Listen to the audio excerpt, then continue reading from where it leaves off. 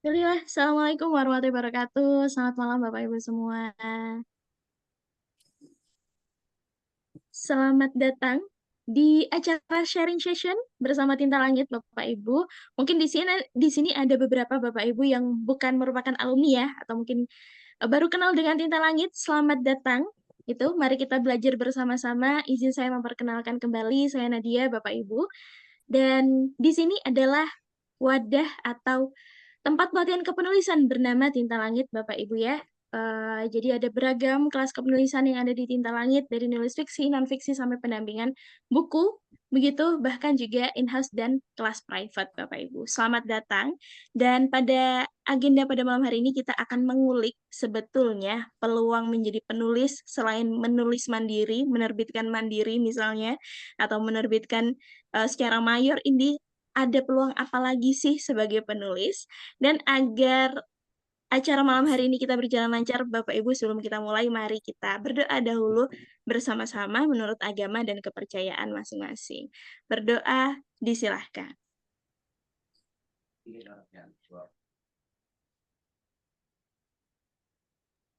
Baik, Alhamdulillah. Berdoa dicukupkan, Bapak Ibu.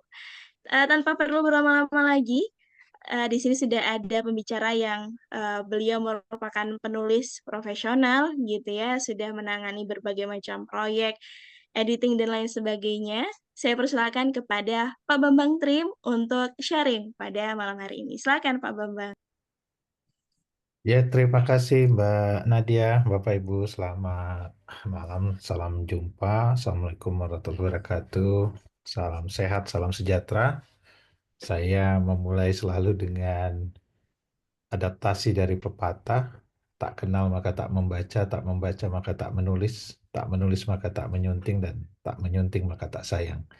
Jadi mudah-mudahan pada malam hari ini Bapak Ibu mendapatkan satu, apa ya, kalau saya bilang insight, juga sebenarnya Bapak Ibu sudah mendapatkan insight banyak gitu ya dari pekerjaan atau dari aktivitas menulis. Nah, saya hanya berbagi tentang bagaimana kita dari penulis mandiri itu menuju ke penulis profesional. Ya.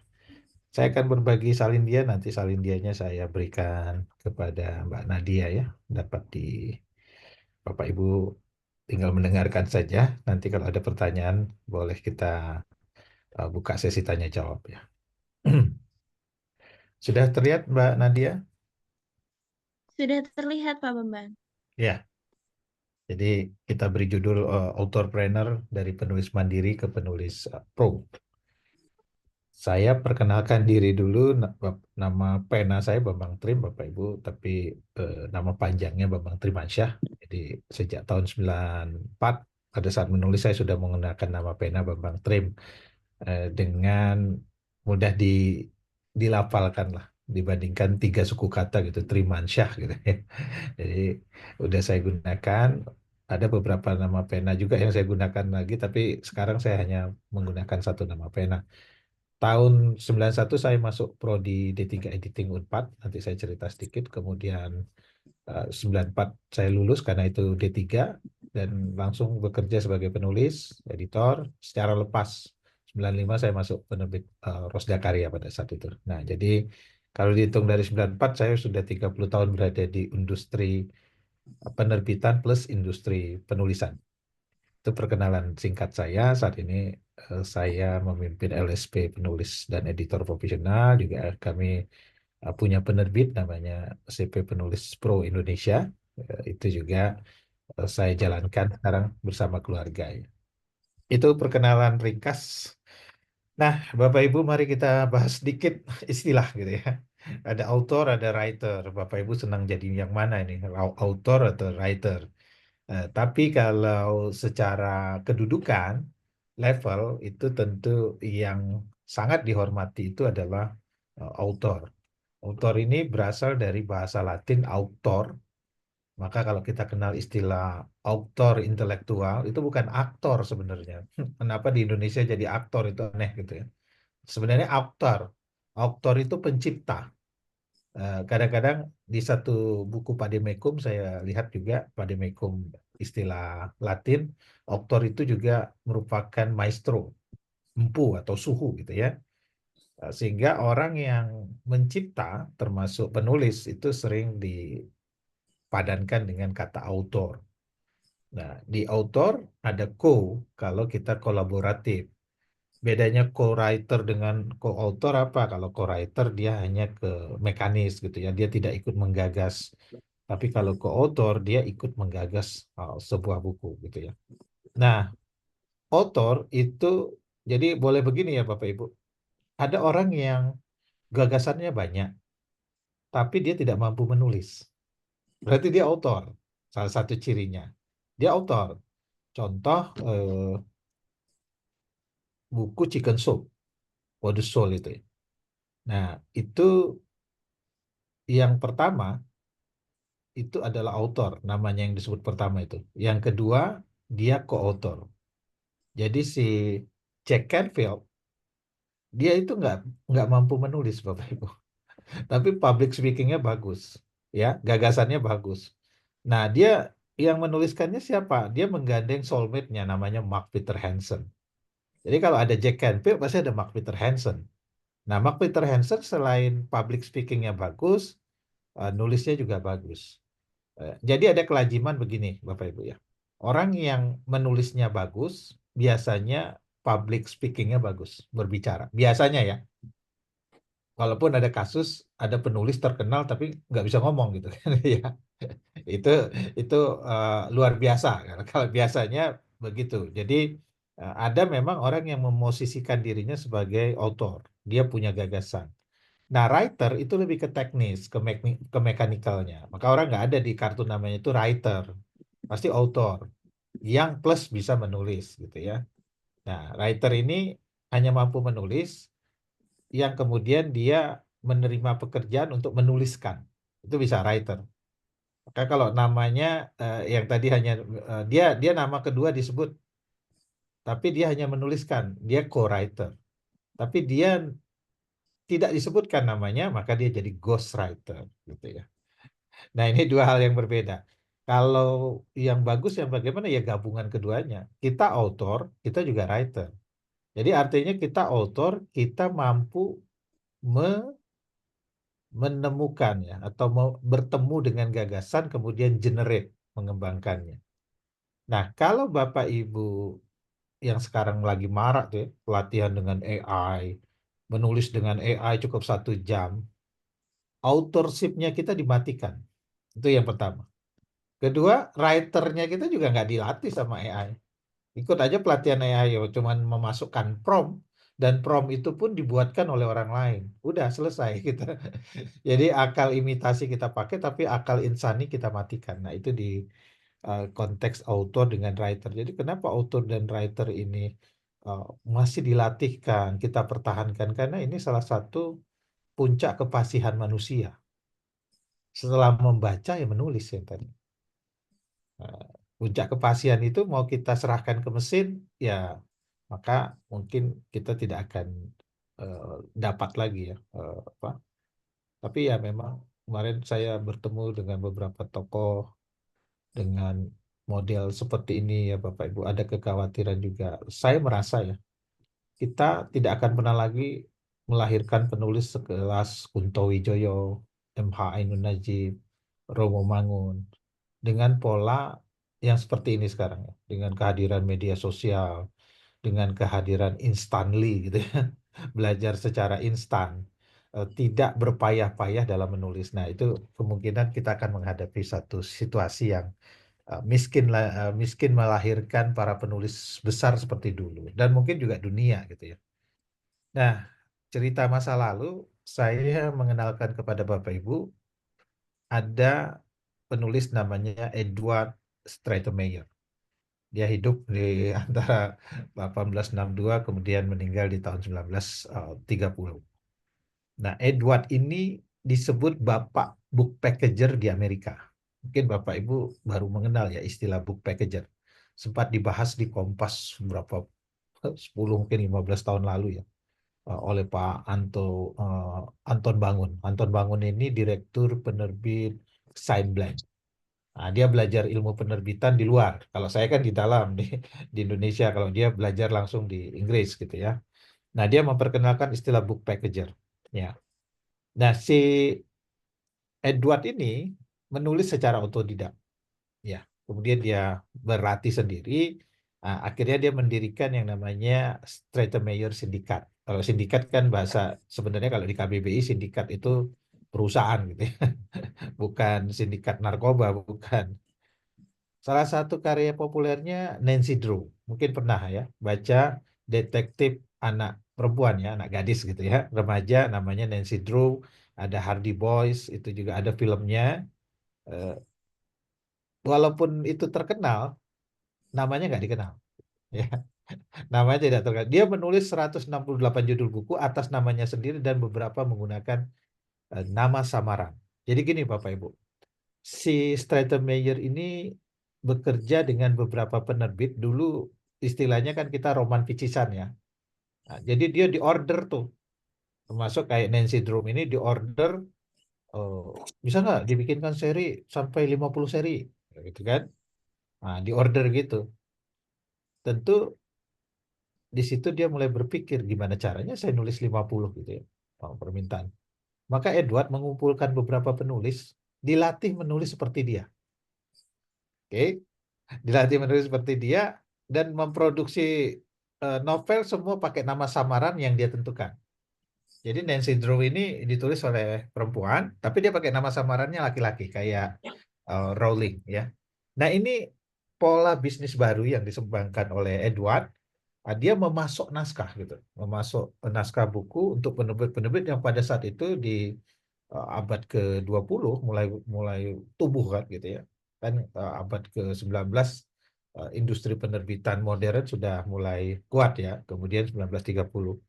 Nah, jadi dia dia pernah jadi dirinya sendiri, dia pernah jadi orang lain, jadi melanjutkan cerita seorang penulis yang kemudian meninggal, dia lanjutkan gitu ya. Nah, kemudian setelah dia meninggal, perusahaan ini tadinya anaknya dua nggak mau. Tapi lama-lama akhirnya ada anaknya, akhirnya mereka mengembangkan sampai 50 tahun kemudian. Kemudian Stratemeyer dijual ke penerbit besar ya, Simon and Schuster. Nah, jadi itu Bapak Ibu, salah satu bisnis yang bisa diwariskan kemudian akhirnya dibeli oleh penerbit besar itu adalah uh, Edward Stratemeyer ya. Kalau Bapak Ibu lihat pola pola Stratemeyer ini ini asumsi saya ya, bukan menjadi pernah Terelie diributkan, dia menggunakan jasa ghostwriter gitu ya. Kenapa Terelie begitu produktif dalam membuat novel sampai seri kan? Modelnya seri itu sama, seri seri apa bulan, bintang, matahari gitu kan, bumi gitu. Nah, Stratemeyer melakukan itu gitu. Jadi saya bilang bukan menggunakan ghostwriter si Terelie ini. Kemungkinan dia menggunakan uh, penulis yang dilatih menulis seperti dia, gitu ya. Dia nyebutnya co-author karena ada bukti bahwa dia merekrut, mencari ya, ada iklannya saya mencari co-author, ya, co-author. Dia nyebutnya co-author. Nah, ini pola ini hampir sama dipakai Steinmeier. Melanggar hak cipta nggak? Enggak, karena dia author. Otaknya itu di si Mayer orang disuruh nuliskan, dilatih karena dia apa mengejar setoran kan, cuan kan, nggak mungkin tangannya cuma dua gitu loh, apalagi dulu pakai mesin tik.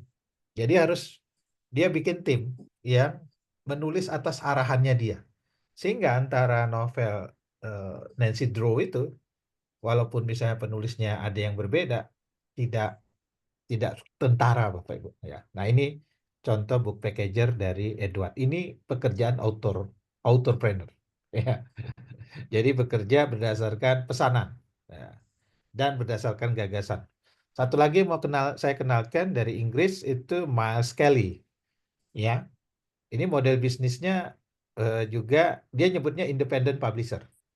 Jadi Bapak Ibu jangan salah ya dengan opsi-opsi perkataan penerbitan atau istilah penerbitan. Ada yang namanya self publisher.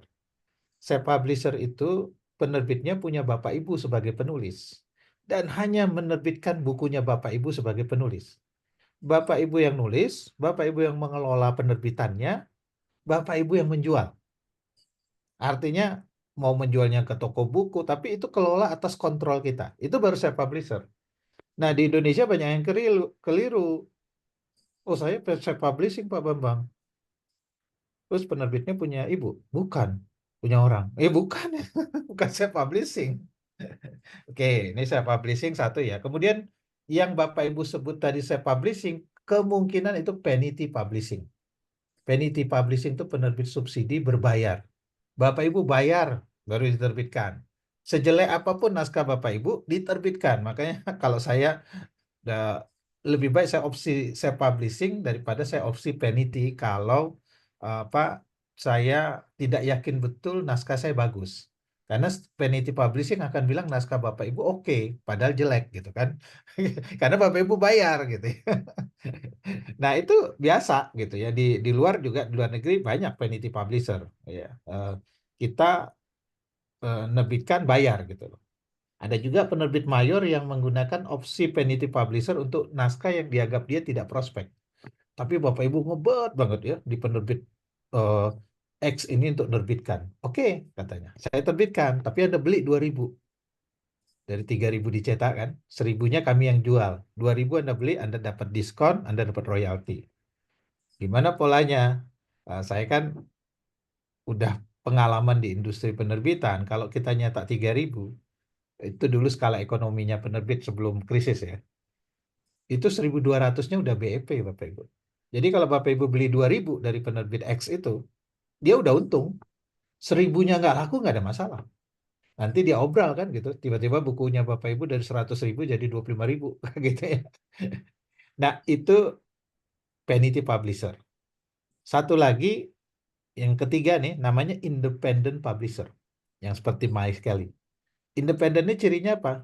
Penerbitan yang spesialis banget. Dan dia UMKM, tidak besar. Nah, Mike Kelly ini menggarap buku anak. Kalau Bapak Ibu pergi ke toko buku impor seperti Periplus, itu banyak buku-buku Mike Kelly yang akhirnya diobral ya. Saya sering beli tuh. Jadi tebal terus sampai 500 halaman berwarna tapi harganya cuma 200.000 gitu.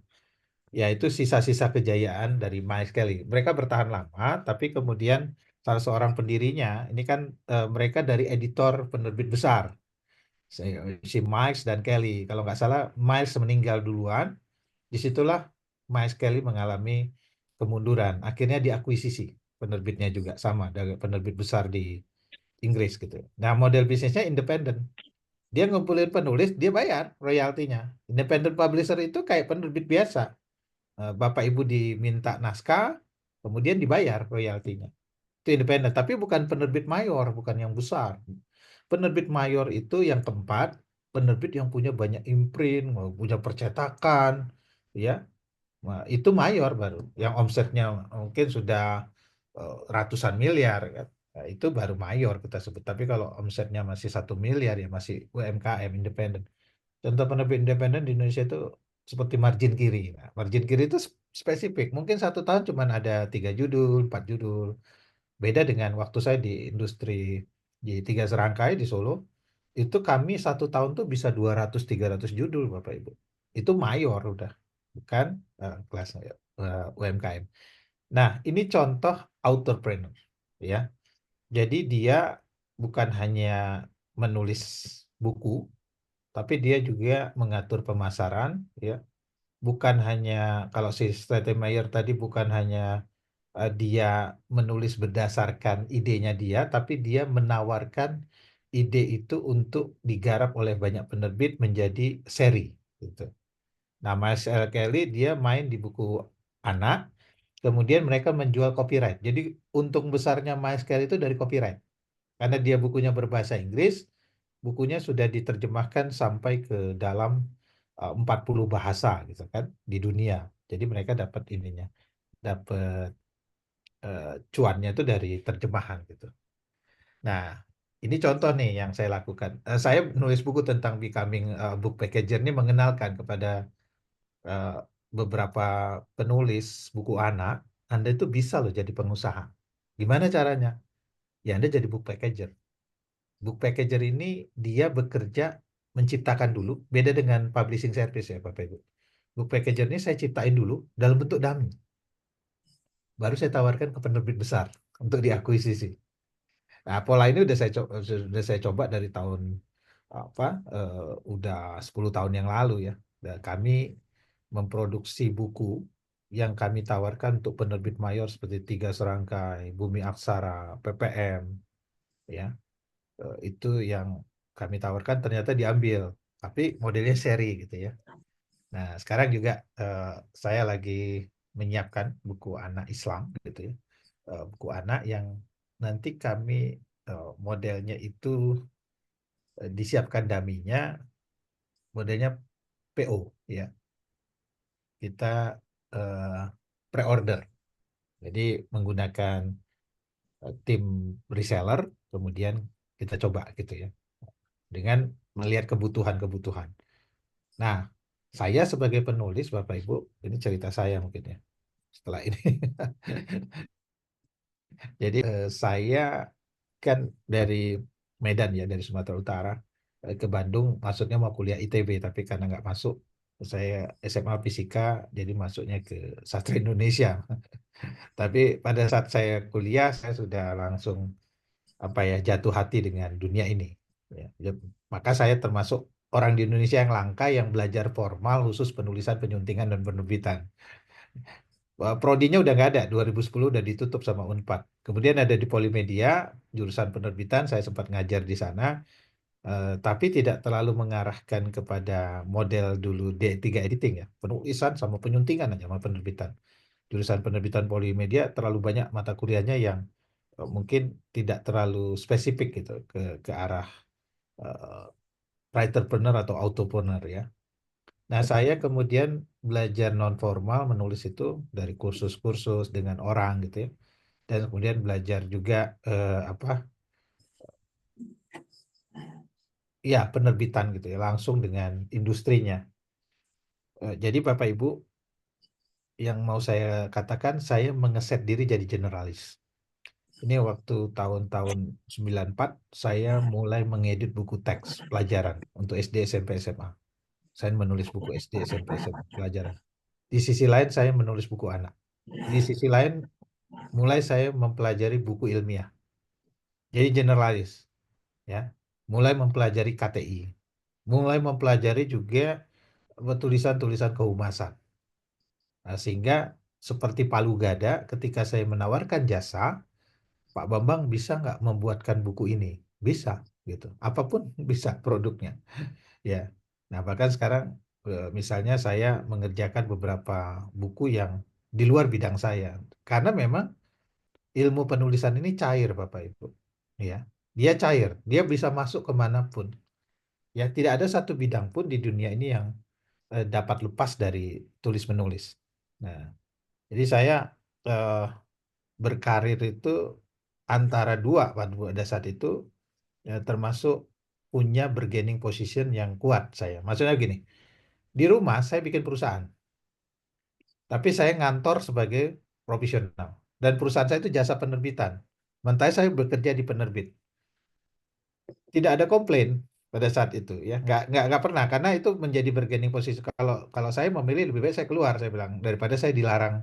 Pertama, saya nggak boleh dilarang mengajar, saya bilang. Kedua, saya nggak boleh dilarang menulis gitu ya. Kan kadang-kadang gitu ya, kita jadi profesional di penerbitan, kita nggak boleh nulis misalnya gitu ya. Nah, saya nggak mau begitu. Pada saat itu eh, posisi ini saya udah kuat, termasuk ketika akhirnya saya memutuskan bergabung. Kenapa saya juga apa ya banyak berkubang di penerbitan buku Islam tahun 2003 ya, saya bertemu Agim dan kemudian mengembangkan bisnis penerbitannya MQ, Manajemen Kolbu, yang kemudian menjadi Mutiara Kolbun Salim. Saya 2003 sampai 2008 di MQ itu. Jadi apa punya pengalaman banyak, termasuk ketika saya menerbitkan buku The True Power of Water, mungkin dulu disebut pseudoscience, tapi saya berhasil menerbitkan buku itu, menerjemahkannya dan laku sampai 80.000 eksemplar, termasuk bukunya Pak Pardindungan Marpaung, setengah isi setengah kosong. Jadi ada pengalaman-pengalaman saya melahirkan buku-buku bestseller gitu. Tapi saya penulis juga gitu ya. Karena saya nggak, apa, tidak mau jadi editor saja gitu, tapi saya harus jadi penulis. Nah, di 3 serangkai terakhir itulah, ininya saya profesional dan saya mendirikan penerbit sendiri dan book packager. Nah, ini yang kami kerjakan di Diksi dan Trimcom.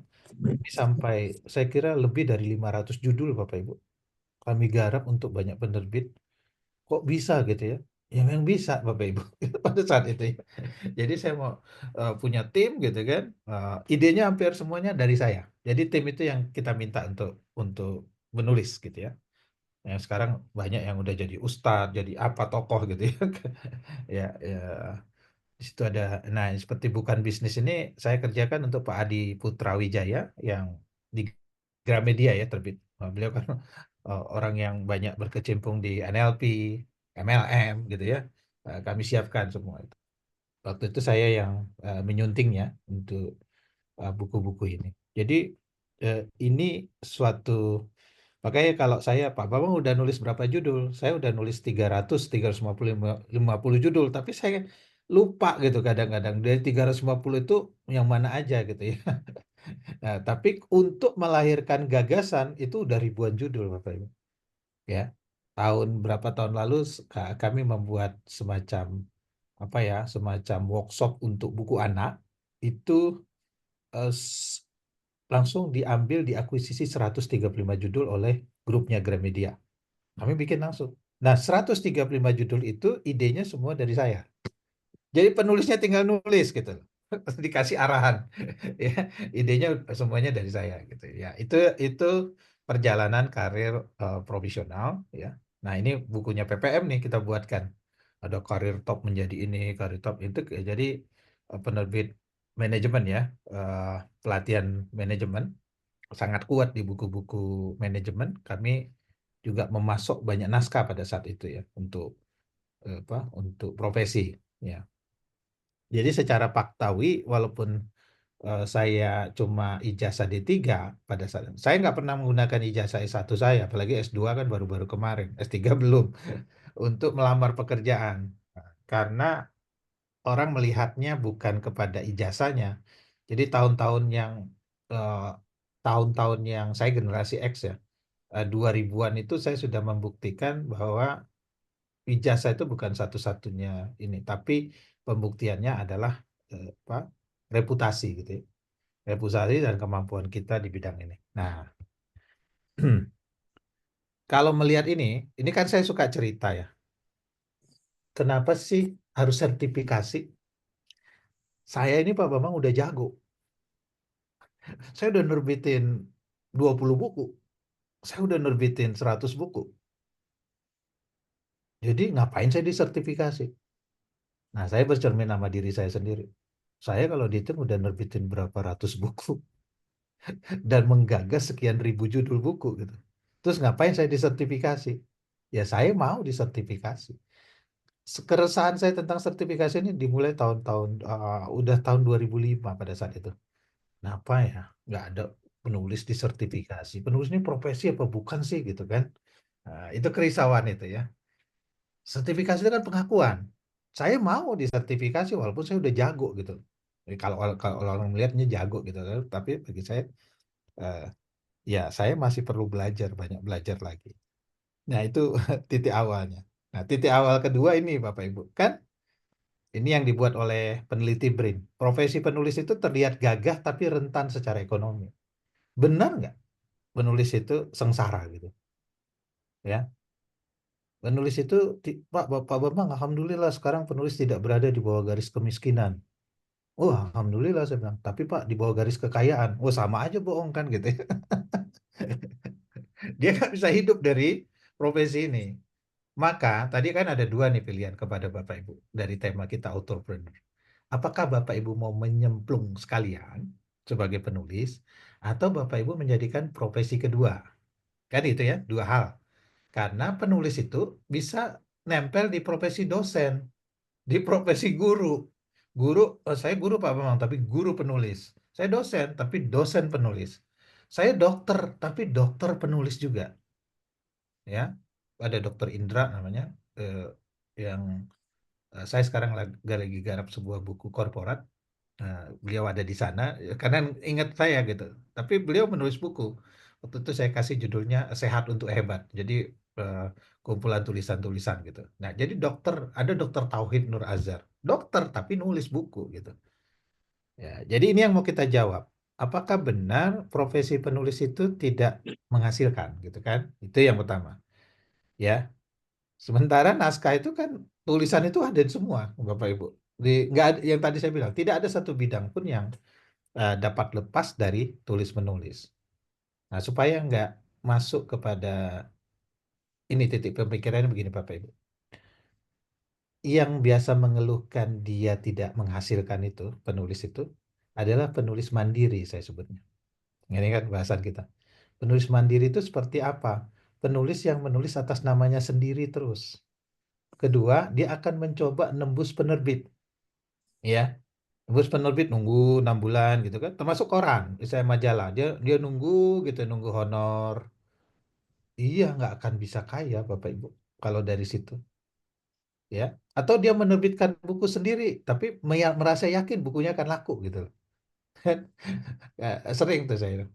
Pak Bambang, nah ini saya sudah nulis nih di WhatsApp, di Facebook, itu banyak yang komen. Wah, kenapa tidak dibukukan? Kenapa tidak dibukukan? Orang karena tersengat oleh like gitu kan dengan komen, kemudian dibukukan.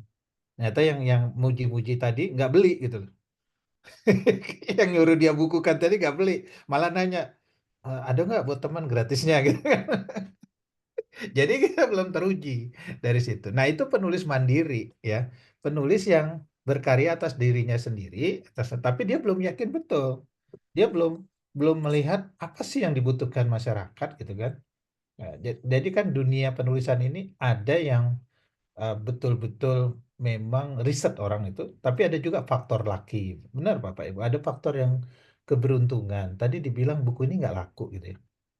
Contoh nih, boleh saya ceritakan ini dari industri ya. Novel Laskar Pelangi itu awalnya kan bagi editor ini nggak menarik. Karena agak aneh nih, agak lain tentang pendidikan. Tapi oleh direkturnya, karena Mas Haidar ya, Haidar Bagir punya hak veto gitu. Udah terbitkan aja. Yang penting ini bisa apa untuk pendidikan bagus gitu ceritanya. Begitu terbit decline, turun Bapak Ibu penjualannya. Apa yang membuat dia mental? Kick Andy. Begitu Kick Andy membahas buku itu dan memanggil guru Halimah, Bu Halimah, naik langsung.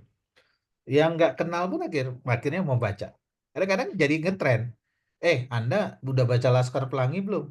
Nggak baca, nggak gaul. Maka harus baca. Walaupun cuman lihat-lihat bacanya aja ya. Nah, kasus-kasus itu banyak di dalam dunia penerbitan termasuk Harry Potter. Harry Potter ditolak puluhan kali kan. Rowling itu sampai putus asa. Sampai kemudian Rowling menggunakan agen penulis namanya, literary agent. Di Indonesia nggak terlalu populer profesi ini. Literary agent itu kayak manajer artis Bapak Ibu. Udah saya bawa ini kata si literary agentnya, saya punya kenalan di penerbit kecil. Mau nggak? Oke. Nah, di penerbit kecil itu ada yang namanya Barry Cunningham, editor, bertangan dingin. Bloomberg nama penerbitnya, Bloomberg ya di Inggris. Barry itu melihat sesuatu dari Harry Potter. Bagus ya ini. Oke, saya terbitkan katanya, kan. Eh, kita coba gitu.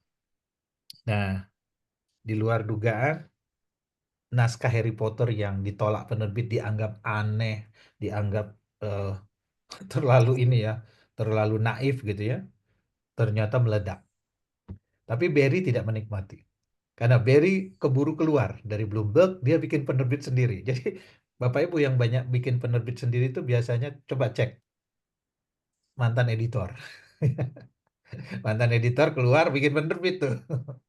Ya, kalau saya bilang yang suka bikin penerbit itu editor, penulis, satu lagi pengusaha. Saya bilang kalau pengusaha dia nggak punya ini, hanya dia punya duit, dia bikin penerbit gitu.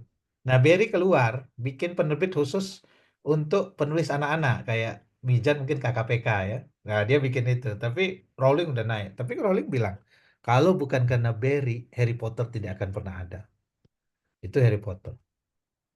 Ayat-ayat cinta sama ditolak. Akhirnya dibuat dulu dalam bentuk cerita bersambung di Republika. Maka akhirnya penerbit Republika yang membukukannya, novelnya meledak gitu. Jadi ada faktor kayak di Bapak Ibu yang main di fiksi, itu ada faktor keberuntungan. Karena fiksi itu berbasis keinginan, want. Non fiksi berbasis need. Itu bedanya. Nah, want ini nggak bisa ditebak gitu. Kalau Bapak Ibu nanya, Pak Bambang, tren buku fiksi tahun ini apa? Nggak bisa ketebak. Tiba-tiba apa horor gitu ya, KKN di Desa Penari yang dari Twitter meledak, itu nggak bisa diprediksi. Jadi nggak pengekornya banyak pasti setelah lulus itu. Ya, itu cerita tadi konteks penulis mandiri dengan penulis profesional. Nah, pengakuan penulis itu baru muncul di KBLI 2020, Bapak Ibu. Kualifikasi Baku Lapangan Usaha Indonesia. Baru muncul tuh aktivitas penulis. Sebelumnya nggak ada. Ya, berarti kan udah mulai ada pengakuan nih pemerintah. Ya, oke. Nah, dari pengakuan itu, maka kita lihat ini profesi. Apa cirinya? Ada tiga kan? Profesi itu perlu kemahiran untuk menjalankannya. Jelas. Kemudian ada standar untuk mengukurnya. Karena kan ada leveling, gitu ya. Kalau kita lihat penulis yang levelnya di atas itu biasanya berapa tahun gitu. Dia sudah berada di industri itu. Dan perlu tarif untuk melaksanakannya. Nah, disinilah Bapak Ibu menulis itu menjadi jasa pro. Pak Mamang bisa nuliskan ini? Bisa. Berapa tarifnya? Oke, mau per kata, per halaman, per jam. Nanti kita sampai ke sana ya, indikator profesi gitu. Jadi udah menulis untuk orang lain, bukan lagi untuk diri sendiri. Sah itu sah lah, karena ada akadnya. Dan kita nggak dapat Bapak Ibu memaksakan orang lain mampu menulis, mau dilatih kayak berapa kali juga. Dia nggak bisa nulis gitu ya. Tapi dia punya gagasan, ya. Sekarang pimpinan perusahaan yang perusahaannya sudah 50 tahun bisa kita hitung ya. Perusahaan mana yang sudah 50 tahun udah punya buku? Kebanyakan belum punya buku. Kenapa nggak mau dibukukan? Nah, itu pengertian. Makanya saya mendalami ini S2 saya corporate book dari corporate publishing. Jadi buku korporat itu, sejarah korporat itu penting. Ada buku sejarah, ada buku praktik manajemen. Nah, itu terkait dengan profesi ya. Kalau kita lihat di sini, kemarin juga saya mengisi materi di Lentera gitu ya. Sebuah komunitas literasi free kan, webinarnya. Dan ada yang nanya, saya itu nulis hobi saja Pak. Ya sebenarnya kalau kita membahas hobi, nggak usah ke pro gitu. Hobi kan untuk kesenangan. Dulu ada orang di Facebook yang dikritik, dia marah deh. Saya itu nulis untuk diri saya. Saya terserah orang lain mau baca mau nggak apa-apa. Terus saya bilang, ngapain lu taruh di Facebook? Udah aja. Kalau Anda mau terapi menulis, ada writing terapi. Nulis, maki-maki, mengungkapkan kekesalan, tapi setelah itu bakar. Kan gitu ya. Itu untuk terapi nulisnya. Jadi untuk nulis diri sendiri. Nulis untuk refleksi, diari, jurnal. Tidak pernah diberikan kepada orang lain. Nah, itu yang saya bilang pribadi tertutup. Surat wasiat. Nggak ada pelatihan menulis pribadi tertutup. Menulis surat wasiat, menulis diari, nggak ada. Kemudian muncullah pribadi terbuka, medsos. Ini harus dilatih orang. Karena bisa jadi tulisan kita menjadi pisau yang membunuh kita sendiri. Nah, itu pribadi yang terbuka. Ada juga tulisan untuk publik terbatas. Itu internal. Ada lagi publik terbuka.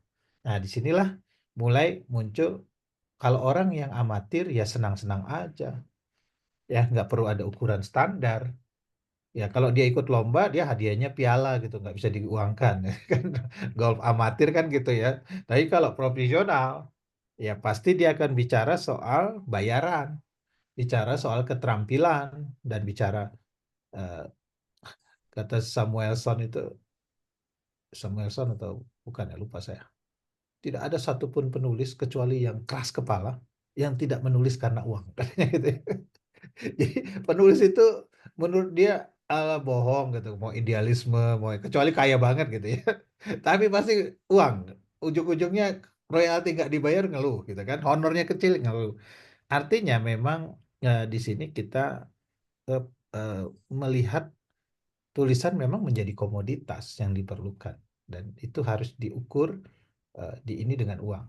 Bapak Ibu mungkin rekan-rekan seperti Nadia di Tinta Langit itu luar biasa perjuangannya karena Tinta Langit mengadakan pelatihan meskipun berkali-kali gitu ya, berapa kali sesi itu jutaan. Karena orang menganggap Bapak Ibu penulisan itu adalah murah gitu loh. Berlatih menulis itu murah harusnya gitu ya. Kan nggak ada di subsidi pemerintah gitu. Beda dengan pelatihan, mohon maaf nih ya, bukan saya ini, tapi saya banyak berkenalan dengan para motivator karena mereka mau nulis buku. Dari dulu saya tuh, ya. Kenalan saya motivator, trainer. Pelatihan motivasi jutaan enggak masalah kita. Tapi pelatihan menulis, kok mahal ya? Harusnya pelatihan menulis itu ratusan ribu. Kan menulis kan gampang, gampang dari Hong Kong. Makanya saya tidak terlalu setuju dengan buku-buku yang menulis itu gampang. Kalau Arswendo mengarang bukan menulis. Mengarang itu gampang. Mengarang dengan menulis beda Bapak Ibu. Kata Budi Dharma menulis itu sulit. Mengarang gampang. Bapak Ibu terlambat masuk kerja, ngarang dulu. Oh Pak, ban mobil saya bocor, ban motor saya bocor. Pak tadi macet. Nah itu ngarang namanya. Coba suruh tuliskan. Nggak gampang. Apalagi menulis untuk membuat orang lain berubah Bapak Ibu. Dari tidak tahu jadi tahu, dari tahu dari paham dan sebagainya. Nah, itu jalan ke profesional. Maka, entrepreneur itu tidak akan memperhatikan satu industri, yang namanya industri penerbitan, koran, majalah, penerbit buku. Dia akan melihat industri lain, industri penulisan. Maka saya sebut ini laut biru sebenarnya, Bapak Ibu. Yang main di biografi siapa?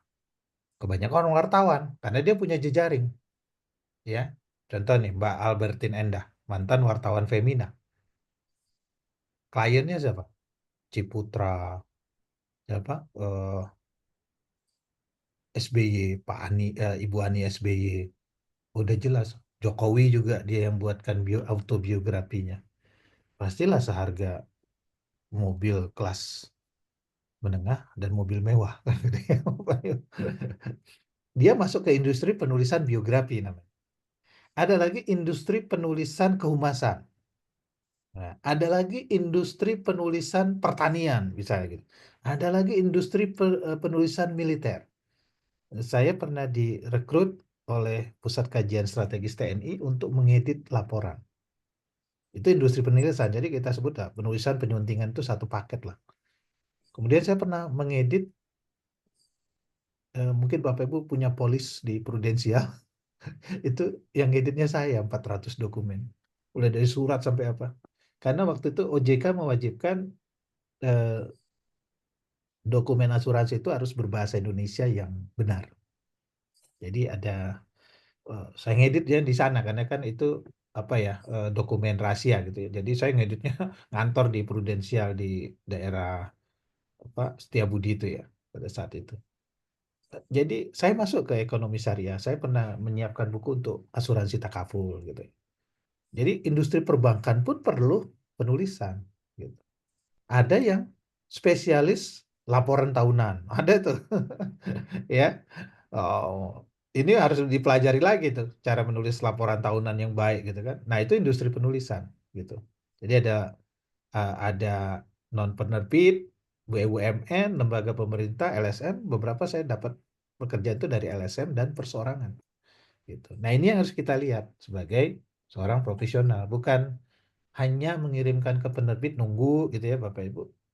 Nah, itu yang susah. Makanya ketika kita mau mengecap atau menyebut diri kita profesional, perlu satu pengakuan. Selain reputasi, selain ijazah pendidikan kita, yaitu namanya sertifikasi. Tuh. Urgensinya apa sih sertifikasi? Ya pengakuan, penghargaan, dan juga untuk kita yang memang mau masuk ke industri penulisan gitu ya. Oh, berarti kalau saya nggak mau, ya nggak. Kan ada kemarin eh, saya kan dapat penentangan banyak juga ini ya. Yang nggak setuju ini kasusnya sama dengan musisi. Musisi kan akhirnya nggak jadi karena musisi mewajibkan. Kalau saya kan nggak, dia bukan dia bukan mandatori tapi kebutuhan. Jadi yang tidak setuju sertifikasi ya tidak apa-apa, tidak usah disertifikasi. Tapi yang setuju jangan dihalang-halangi juga gitu ya. Karena kalau saya sekarang mendapatkan proyek dari pemerintah, itu selalu ada sertifikat kompetensinya apa Pak Bambang? Pak Bambang ada nggak sertifikat keahlian? Mereka nyebutnya itu. Oh ada. Oh iya, berarti Anda sudah tersertifikasi sudah ya. Satu dosen tuh Bu Felicia di UI. Dia diminta menjadi reviewer jurnal di Australia. Dia kirimkan tuh CV sama sertifikatnya. Terus langsung mereka ya dia terima email dari jurnal itu dan permohonan maaf. Kenapa permohonan maaf? Karena tidak tahu bahwa Bu Felicia memegang sertifikat kompetensi. Akhirnya apa? Dinaikkan honornya beberapa dolar. Nah itu artinya internasional itu pengaruh-pengaruh. Ya banyak cerita lah kasus di apa di sertifikasi ini ada musisi yang harus tampil misalnya di Eropa, akhirnya dia tidak boleh tampil karena dia tidak punya sertifikat keahlian gitu. Di sana yang eh, memang yang dilihat bukan ijazah di sana, bukan dari latar belakang pendidikan tapi sertifikat kompetensi. Nah inilah yang kami rintis, saya rintis tahun 2017, 2019 kesampaian.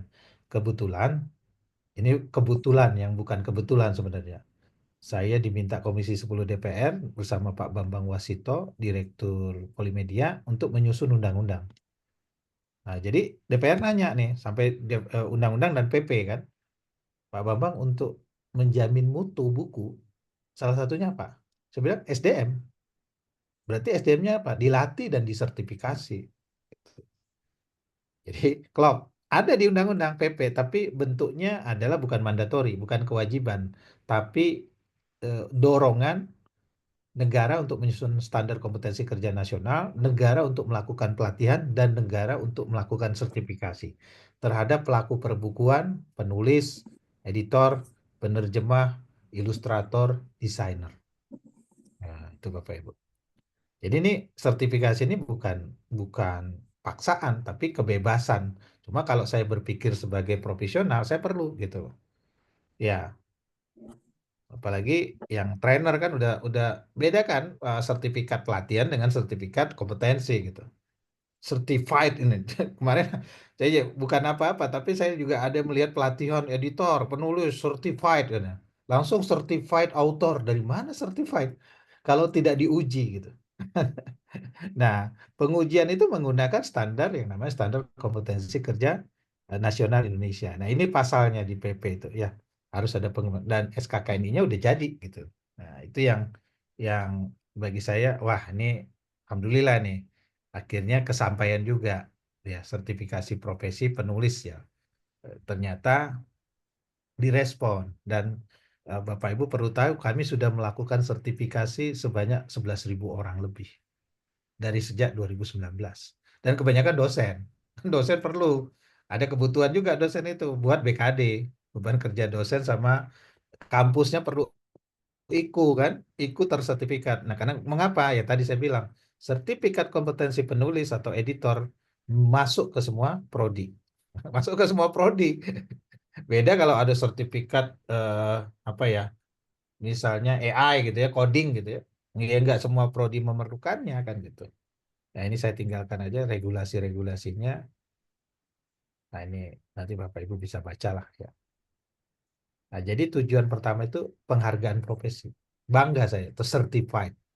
Kemudian untuk pembinaan berkelanjutan. Jadi nanti kalau ada data, oh yang belum tersertifikasi berapa orang, kita minta pemerintah turun tangan, termasuk melakukan subsidi, ya. Dan peningkatan tarif, standar biaya umumnya, penulisan itu ada gitu. Kemarin saya beberapa bulan lalu hadir di pusat perbukuan untuk membuat standar tarif bagi pekerjaan penulisan yang dilakukan oleh pemerintah, khususnya eh, pusat perbukuan ya. Nah, kemudian juga SKKN itu penting untuk pendidikan vokasi. Sekarang mahasiswa dulu saya ngajar di Polimedia, dia nggak tersertifikasi karena nggak ada sertifikatnya. Sekarang ada ujinya ya, tinggal kampusnya mau nggak mahasiswanya melakukan sertifikasi sebagai surat keterangan pendamping ijazah gitu. Dan terakhir menghadapi persaingan pasar kerja. Belanda masih jauh katanya. Saya bilang yang belajar bahasa Indonesia sekarang di mana aja coba? Cina, Australia, hampir semua negara sudah ada beberapa jurusan bahasa Indonesia. Bahasa Indonesia udah jadi bahasa Indonesia internasional. Mungkin nggak orang itu nanti masuk ke jadi editor bahasa Indonesia? Ya mungkin Bapak Ibu, nggak ada yang nggak mungkin. Mereka punya sertifikat, kita nggak punya. Ya selesai, gitu kan. Ya, itu dari sisi ini. Nah ini saya lewat aja ya cakupan kompetensi. Ini rimpunan ilmu penulisan, penerbitan, ya. Nah ini pembuktian, pengakuan, penghargaan terhadap eh, Bapak Ibu. Yang penulis amatir nggak ada kepentingan. Yang tadi kalau bilang saya nulis karena hobi, ya nggak usah ngapain. Nah, ada juga yang bilang pemegang sertifikasi yang waktu itu dapat subsidi ya dari pemerintah dibiayai. Terus dia bilang kan di media, saya nggak ada gunanya sertifikat ini. 3 tahun saya pakai nggak saya pakai. Katanya. 3 tahun saya mendapatkan kan cuman dia kayak sama ya kayak TOEFL dan sebagainya. Sertifikat itu berlaku ada masa berlakunya. 3 tahun nggak saya pakai-pakai. Ya saya bilang, Anda nggak pakai sertifikat, ya salah Anda, bukan salah sertifikat. Kenapa nggak dipakai gitu? Karena Anda harus jadi profesional. Nggak bisa Anda amatir, ya hobi, ya kan? Ya tadi saya bilang hanya penulis mandiri ke ke apa ke penerbit nungguin nggak bisa. Tapi kalau penulis pro dia memang memerlukan penghargaan, pengakuan. Nah ini standar tarif kita belum punya Bapak Ibu. Ini writers market yang tiap tahun diterbitkan di Amerika. Itu e-book publishing itu bikin abstrak aja sudah ditarifkan. Tarif per jam per proyek dan tarif per kata juga ada ya. Book chapter ada tarifnya. Antologi editing. Nah, sampai ini cita-cita saya. Ya, karena saya memimpin Perkumpulan Penulis Profesional Indonesia, editor, itu salah satu cita-citanya Penpro harus mengeluarkan standar tarif ya, sampai yang sebegitu detail gitu ya. Nah, children book writing, tarif per jamnya $75 paling tinggi. Ya tarif terendahnya 35 tarif rata-rata jadi mereka bagi tiga terendah tertinggi rata-rata Indonesia nggak sampai segitu saya kalau udah Pak Bambang nyunting berapa udah mau bilang tarif saya terendah kan 25.000 ya Bapak Ibu 25.000 itu kali 100 sudah 2,5 juta 2,5 juta itu saya kerjakan misalnya 100 halaman itu dalam waktu 3 hari worth it nggak misalnya kayak gitu sama buku anak juga waktu itu saya minta dihargai buku anak itu 2,5 juta. Ngerjainnya sehari Bapak Ibu.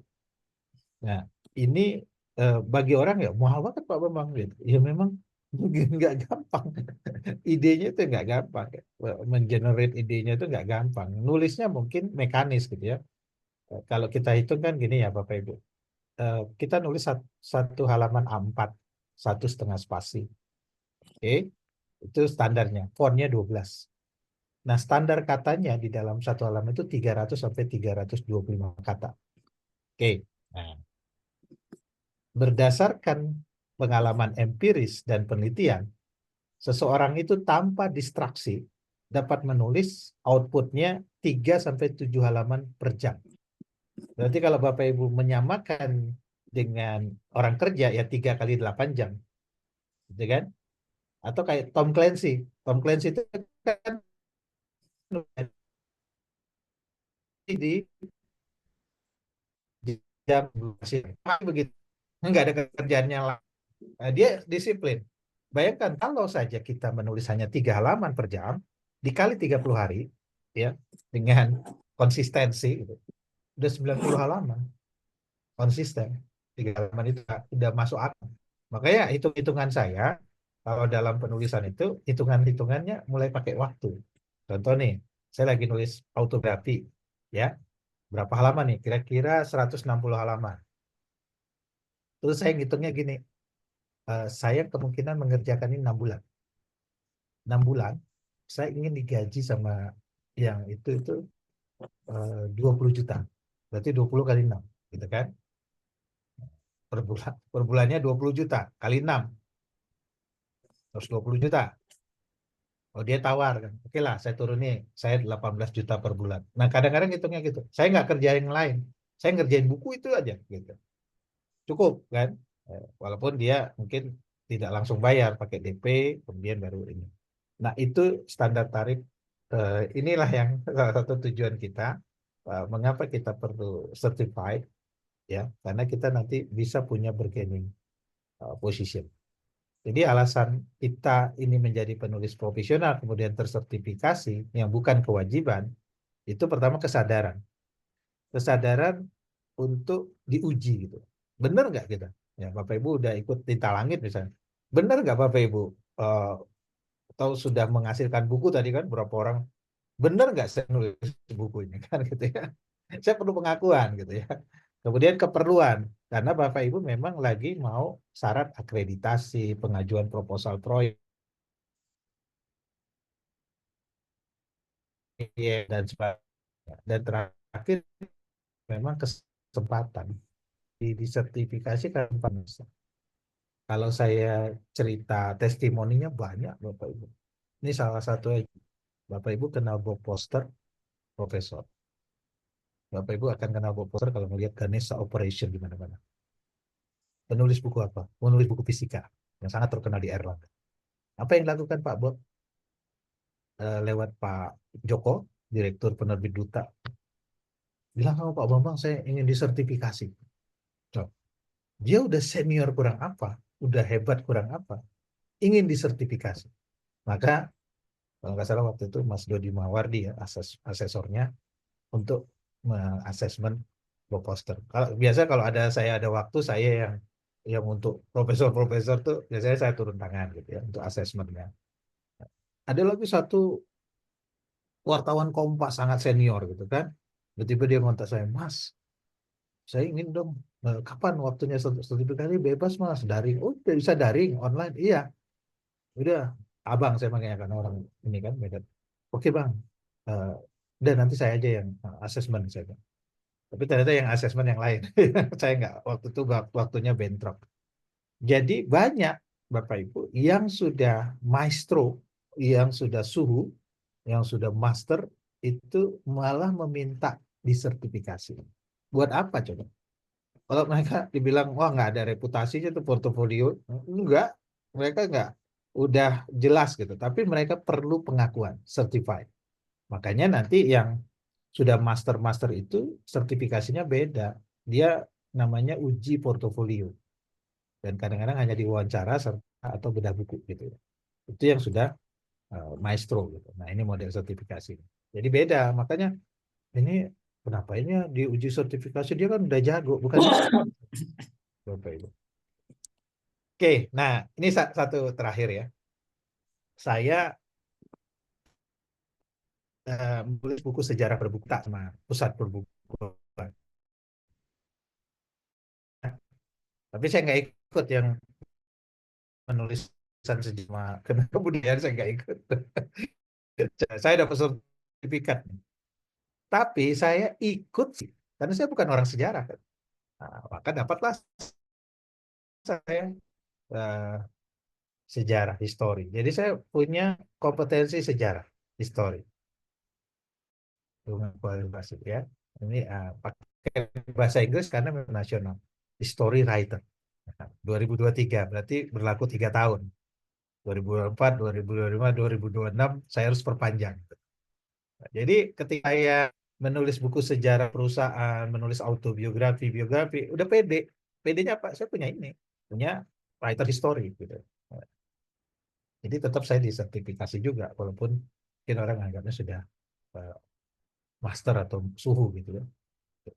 Nah ini yang sekarang udah ada SKKNI-nya.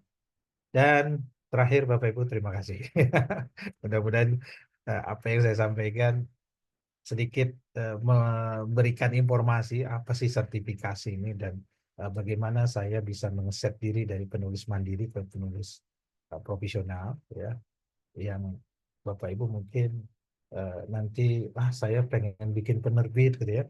Oh, nanti anak saya bisa ngembangin nih penerbit karena walaupun kita berada di industri bukan berada di negara yang katanya minat bacanya rendah, tapi buku itu kok laku ya. Ini ada buku Henry Manampiring, Filosofi Teras. Udah cetakan lebih dari 50 kali. Artinya kalau ada orang Indonesia nggak suka baca, nggak mungkin ada buku mega bestseller. Nggak mungkin ada, Bapak Ibu. Demikian, terima kasih Bapak Ibu. Assalamualaikum warahmatullahi wabarakatuh.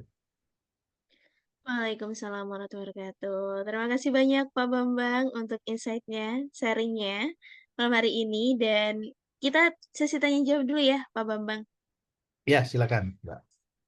I- Iya, di kolom chat Pak Bambang, saya ke kolom chat dulu sebelum ke yang raise hand. Sudah ada Pak Haryadi yang bertanya, bagaimana untuk mendapatkan sertifikat kompetensi sebagai dosen gitu ya. Sebagai dosen sudah ada sertifikasi pendidik, tetapi dalam lembaga akreditasi mandiri, bukan itu yang dimaksud. Saya sebagai dosen bahasa dan sastra sudah pernah ikut berbagai pelatihan seperti sekolah sastra, sekolah wartawan, pelatihan ahli bahasa, namun tidak tahu sebagai sertifikasi kompetensi. Tidak diakui, mohon maaf ya. Mohon pencerahannya Pak Bambang. Iya, tadi sertifikat pelatihan bukan sertifikat kompetensi, karena sertifikat pelatihan tanda Bapak Ibu pernah ikut pelatihan. Bahkan yang Hmm. gawatnya di kita itu, apalagi pelatihan daring sejak COVID gitu ya, dia ikut pelatihan, tapi dia nggak ada, gitu, orangnya nggak ada gitu, karena nggak on cam kan, off cam nggak ada. Nah, tapi dia dapat sertifikat gitu. Bahkan ada orang yang ikut pelatihan yang dikejarnya sertifikat pelatihannya. Itu memang bukan Hmm. sertifikat kompetensi. Nah, sertifikat kompetensi ini lembaga yang beda dengan sertifikat dosen dengan guru ya. Itu domainnya Kemendikbud, Kemendikti. Jadi ada lembaga akreditasi mandiri tadi, LAM tadi, itu memang berada di dalam eh, khusus gitu ya. Mungkin termasuk sertifikasi dokter gitu ya. Itu kan khusus. Tapi kalau yang profesi lain, yang sangat banyak sekarang itu berada di bawah Badan Nasional Sertifikasi Profesi, BNSP. Nah, BNSP ini yang mengakreditasi LSP, dan LSP ini yang kemudian menjadi kepanjangan tangan BNSP untuk melakukan sertifikasi. Kalau tadi ya tadi, ini tidak diakui ya, kalau sertifikat pelatihan nggak akan diakui. Tapi kalau Hmm. uji kompetensi, karena dia terhubung dengan negara kan, BNSP, dan BNSP adalah lembaga badan di bawah presiden, dia bertanggung jawab pada presiden, walaupun secara administrasi masih dengan Kemnaker, Kementerian Tenaga Kerja. Nah, jadi Hmm. kalau penulis ini baru 2019, Pak. Saya tadi merintisnya sulit gitu ya. Merintisnya sulit, harus ada tadi KBLI-nya harus ada, kemudian harus ada SKKNI-nya. Ya, wartawan itu domainnya si Dewan Pers, walaupun sempat ramai ya. Karena wartawan sempat ada LSP-nya. Sebenarnya yang diakui itu yang Hmm. punya BNSP, tapi karena Dewan Pers turun ke BNSP, jadi diharapkan Dewan Pers membentuk LSP. Jadi wartawan itu dia kompetensinya ada kan, wartawan muda, media, sampai wartawan utama. Nah, itu sertifikat kompetensi namanya. Jadi cirinya apa? Diuji, Bapak Ibu. Jadi Bapak Ibu ngaku Hmm. penulis buku, diuji gitu ya. Oh, bener nggak dia penulis buku? Kayak gitu. Bukan dilatih. Dilatih itu hanya bagian dari apa, upaya kita menambah kapasitas kompetensi. Tapi makanya di kampus sekarang banyak begitu pelatihan, kemudian hari terakhirnya diuji kompetensi. Jadi dia dapat dua sertifikat, sertifikat pelatihan dan sertifikat kompetensi gitu. Hmm. Ya. Baik. Seperti itu, Pak Haryadi, apakah sudah jelas atau ada tanggapan dari Pak Haryadi?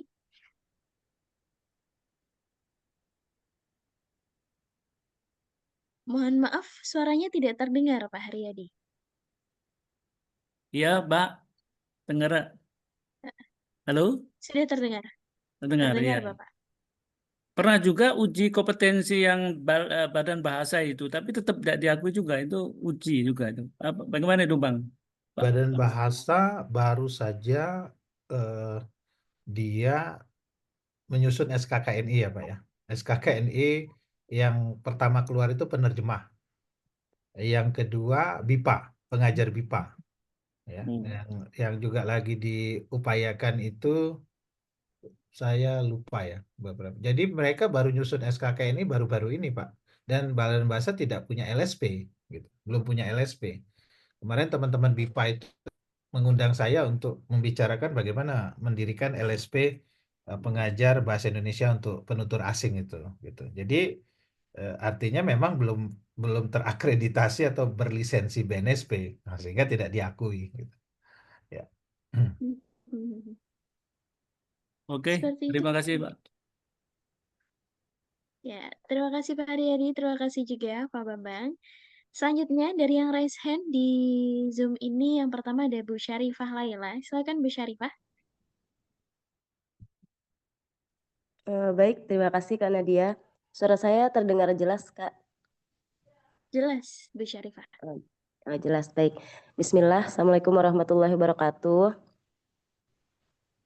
Waalaikumsalam warahmatullahi wabarakatuh. Mohon sebelumnya terima kasih banyak Pak Tri. Masya Allah, luar biasa menambah dan membuka wawasan saya kembali tentang kepenulisan. Saya di sini ingin bertanya 2 pertanyaan. Yang pertama, saya seorang guru dan alhamdulillah saya baru saja menerbitkan buku di awal Juli kemarin. Nah, pertanyaan pertama yang ingin saya tanyakan, bagaimana pandangan Bapak terhadap saya? Jadi saya ingin tetap menjadikan profesi guru itu sebagai profesi utama. Nah, profesi menulis ini tetap profesi kedua. Namun saya masih ingin melahirkan karya-karya berikutnya, tetapi tanpa mengesampingkan profesi utama. Nah, apakah urgensinya untuk saya sebagai seorang guru? Itu yang pertama, terkait konteks sertifikasi kepenulisan ini. Lalu yang kedua, untuk sertifikasi kompetensi yang akan dilaksanakan ini, apakah ada batasan masa berlaku? Karena sebelumnya saya pernah juga ikut sertifikasi di bidang lain, itu sudah mulai ada masa berlakunya. Kalau tidak salah tuh masa berlakunya 3 tahun. Lalu selain masa berlaku, apakah di sertifikasi kompetensi ini ada lulus tidak lulus atau bagaimana konsekuensinya gitu. Kalau Ya, misalnya nanti ada kesulitan-kesulitan seperti ya. itu Bapak. Mungkin itu saja Bapak. Terima kasih. Baik, langsung dijawab, Mbak Nadia. Iya, silakan. Silakan Pak Bambang. Ya, guru, pendidik, dosen itu sangat, kalau anak Jaksel bilang relate ya, dengan kegiatan tulis-menulis terutama buku gitu. Jadi kalau ada seseorang di satu korporat, satu lembaga mampu menulis dengan baik, orang itu pasti ditandai, Bu, diciri, dan hidupnya saya bilang nggak pernah tenang. Jadi pimpinan itu akan ingat dia terus. Oh, dia yang bisa nulis tuh begini. Nah, sama dengan itu satu. Yang kedua juga ada nggak enaknya. Nggak enaknya itu dicemburui. Orang yang aktif gitu ya, menulis itu dicemburui. Kenapa? Menulis itu levelnya naik gitu ya. All scientists are the same until one of them writes a book. Jadi buku itu buat dia naik. Sehingga kalau ibu bertanya, saya guru tapi saya pengen berprofesi penulis yang itu yang sangat berhubungan dan sangat relevan dibandingin misalnya eh, Pak Bambang, saya apa sopir tapi saya penulis, nggak ada hubungannya kan, tapi tidak ada masalah gitu. Orang yang berprofesi sebagai masinis misalnya, dia juga menulis gitu. Ya, ceritanya Thomas L. Friedman kan bagus ya, thank you for being late. Ketika dia membayar parkir mobil, tukang parkirnya bilang, eh, saya kenal Anda. Oh ya, katanya kan. Kemudian kedatangan kedua, saya tidak setuju dengan Anda, katanya. Baru mereka terlibat perbincangan, ternyata tukang parkir itu adalah kolumnis, esais yang di Ethiopia, negaranya asalnya Ethiopia, tentang hukum bisnis kalau nggak salah ya, hukum ekonomi apa hukum bisnis. Jadi Thomas bilang jangan main-main dengan tukang parkir. Dia ternyata penulis kan gitu ya. Nah, kalau menurut saya yang ibu lakukan sudah benar gitu ya. Nah, hanya tadi ibu mau apa sekedar hobi gitu ya. Hobi itu kalau guru ya mohon maaf ya ikut antologi gitu. Wah, antologi 1 sampai 10 antologi gitu ya. Yang penting ada nulis, pokoknya nulis aja. Terserah orang mau baca atau enggak, nah itu nggak bisa gitu. Kita itu pengen nulis punya impact. Orang lain merespon, memberikan umpan balik, bukan umpan balik, oh bagus ya bukunya, bukan itu. Umpan balik itu adalah ketika dia berubah baca buku kita gitu. Nah, itu yang perlu dikuatkan di kita, dikukuhkan di kita. Jadi sangat relevan. Kedua, apakah ini ada masa berlakunya? Iya, karena kenapa ada masa berlaku? Karena kompetensi kita itu harus dijaga, Bu. Jadi kalau ada yang dia dapat sertifikat kompetensi, kan 3 tahun aturan dari BNSP. 3 tahun dia nggak nulis-nulis buku, ya nggak bisa lagi. Dia ikut bukan resertifikasi, tapi dia ikut sertifikasi ulang, gitu. Jadi dilihat gitu. Jadi ada semacam pemantauan, pengawasan, surveillance. Surveillance, dia 3 tahun tuh nulis buku nggak? Buku apa yang dia buat gitu. Oke, nah kedua yang Ibu tanya tadi bagus ya. Di uji kompetensi atau sertifikasi kompetensi itu tidak ada lulus dan tidak lulus. Yang ada kompeten dengan belum kompeten. Nah, belum kompetennya mengapa gitu ya. Jadi ini ada unit kompetensi 5, Bu. Ibu nggak lulus 1, nggak kompeten 1, semuanya nggak kompeten jadinya. Jadi 5-5-nya harus kompeten. Nah, itulah spesifik dari uji kompetensi. Oke, Bapak Ibu di BK-kan nih sama asesornya. Ibu bisa banding, ya. Sama lah kayak yang kasus-kasus yang lain. Bisa ada asesor yang terlalu killer gitu ya. Tapi ada asesor yang gampangan. Nah, begitu Ibu banding, itu akan dilihat semuanya. Apakah akan dilakukan sertifikasi ulang atau memang Ibu dinyatakan BK. Misalnya Ibu tidak dapat menjawab pertanyaan, ada rekamannya ternyata, ya nggak nggak boleh. Tapi kalau Ibu banding, ternyata asesornya yang bermasalah, itu sertifikasi ulang dengan asesor yang berbeda gitu. Nah, itu mekanismenya diatur di dalam pelaksanaan dari sertifikasi. Mudah-mudahan menjawab ya, Bu Sarifah. Baik, terima kasih Pak Bambang atas Ya. jawabannya. Bu Syarifah semoga menjawab ya, Bu. Ya, baik. Saya alihkan dulu. Oke, baik Bu Syarifah. Saya beralih dulu ke kolom chat Pak Bambang. Sudah ada pertanyaan dari Pak Joko yang bertanya terkait teknis. Jadi ada beberapa pertanyaan sekaligus. Beliau bertanya bagaimana proses sertifikasi kepenulisannya.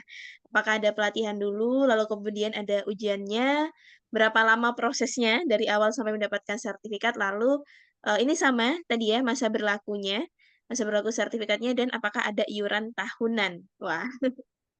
Silakan Pak Bambang. Ya, proses sertifikasi itu resmi dilakukan oleh lembaga sertifikasi profesi. Pada saat ini yang pertama itu LSP penulis dan editor profesional, yang pertama dan yang apa ya? Ya yang pertama. Maksud saya, sudah ada nggak LSP lain? Ada LSP penerbitan, tapi dengan skema yang berbeda. Kalau skema penulis buku non-fiksi ada di LSPPP, dan insya Allah tahun ini kami sudah mengajukan skema penulis fiksi juga, tapi untuk fiksi anak, untuk novel anak dengan buku cerita anak. Karena kalau yang dewasa kadang-kadang masih jadi perdebatan itu penulis novel misalnya disertifikasi.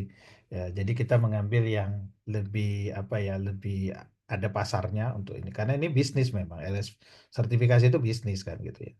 Yang bilang bukan bisnis ya salah gitu. Cuma karena ini amanat negara ya tentu negara harus turun tangan gitu, melakukan subsidi atau ya tadi membantu gitu. Nah, hanya beberapa orang inisiatif seperti Tinta Langit, ayo kita adakan, oke. Mekanismenya seperti apa? Maka diadakan dulu pelatihan yang namanya pelatihan berbasis kompetensi. Jadi Bapak Ibu dilatih dengan unit-unit kompetensi kurikulumnya lah gitu ya. Untuk bersiap diri menjadi mengikuti uji kompetensi. Ada juga, saya nggak mau pelatihan, saya mau diuji langsung.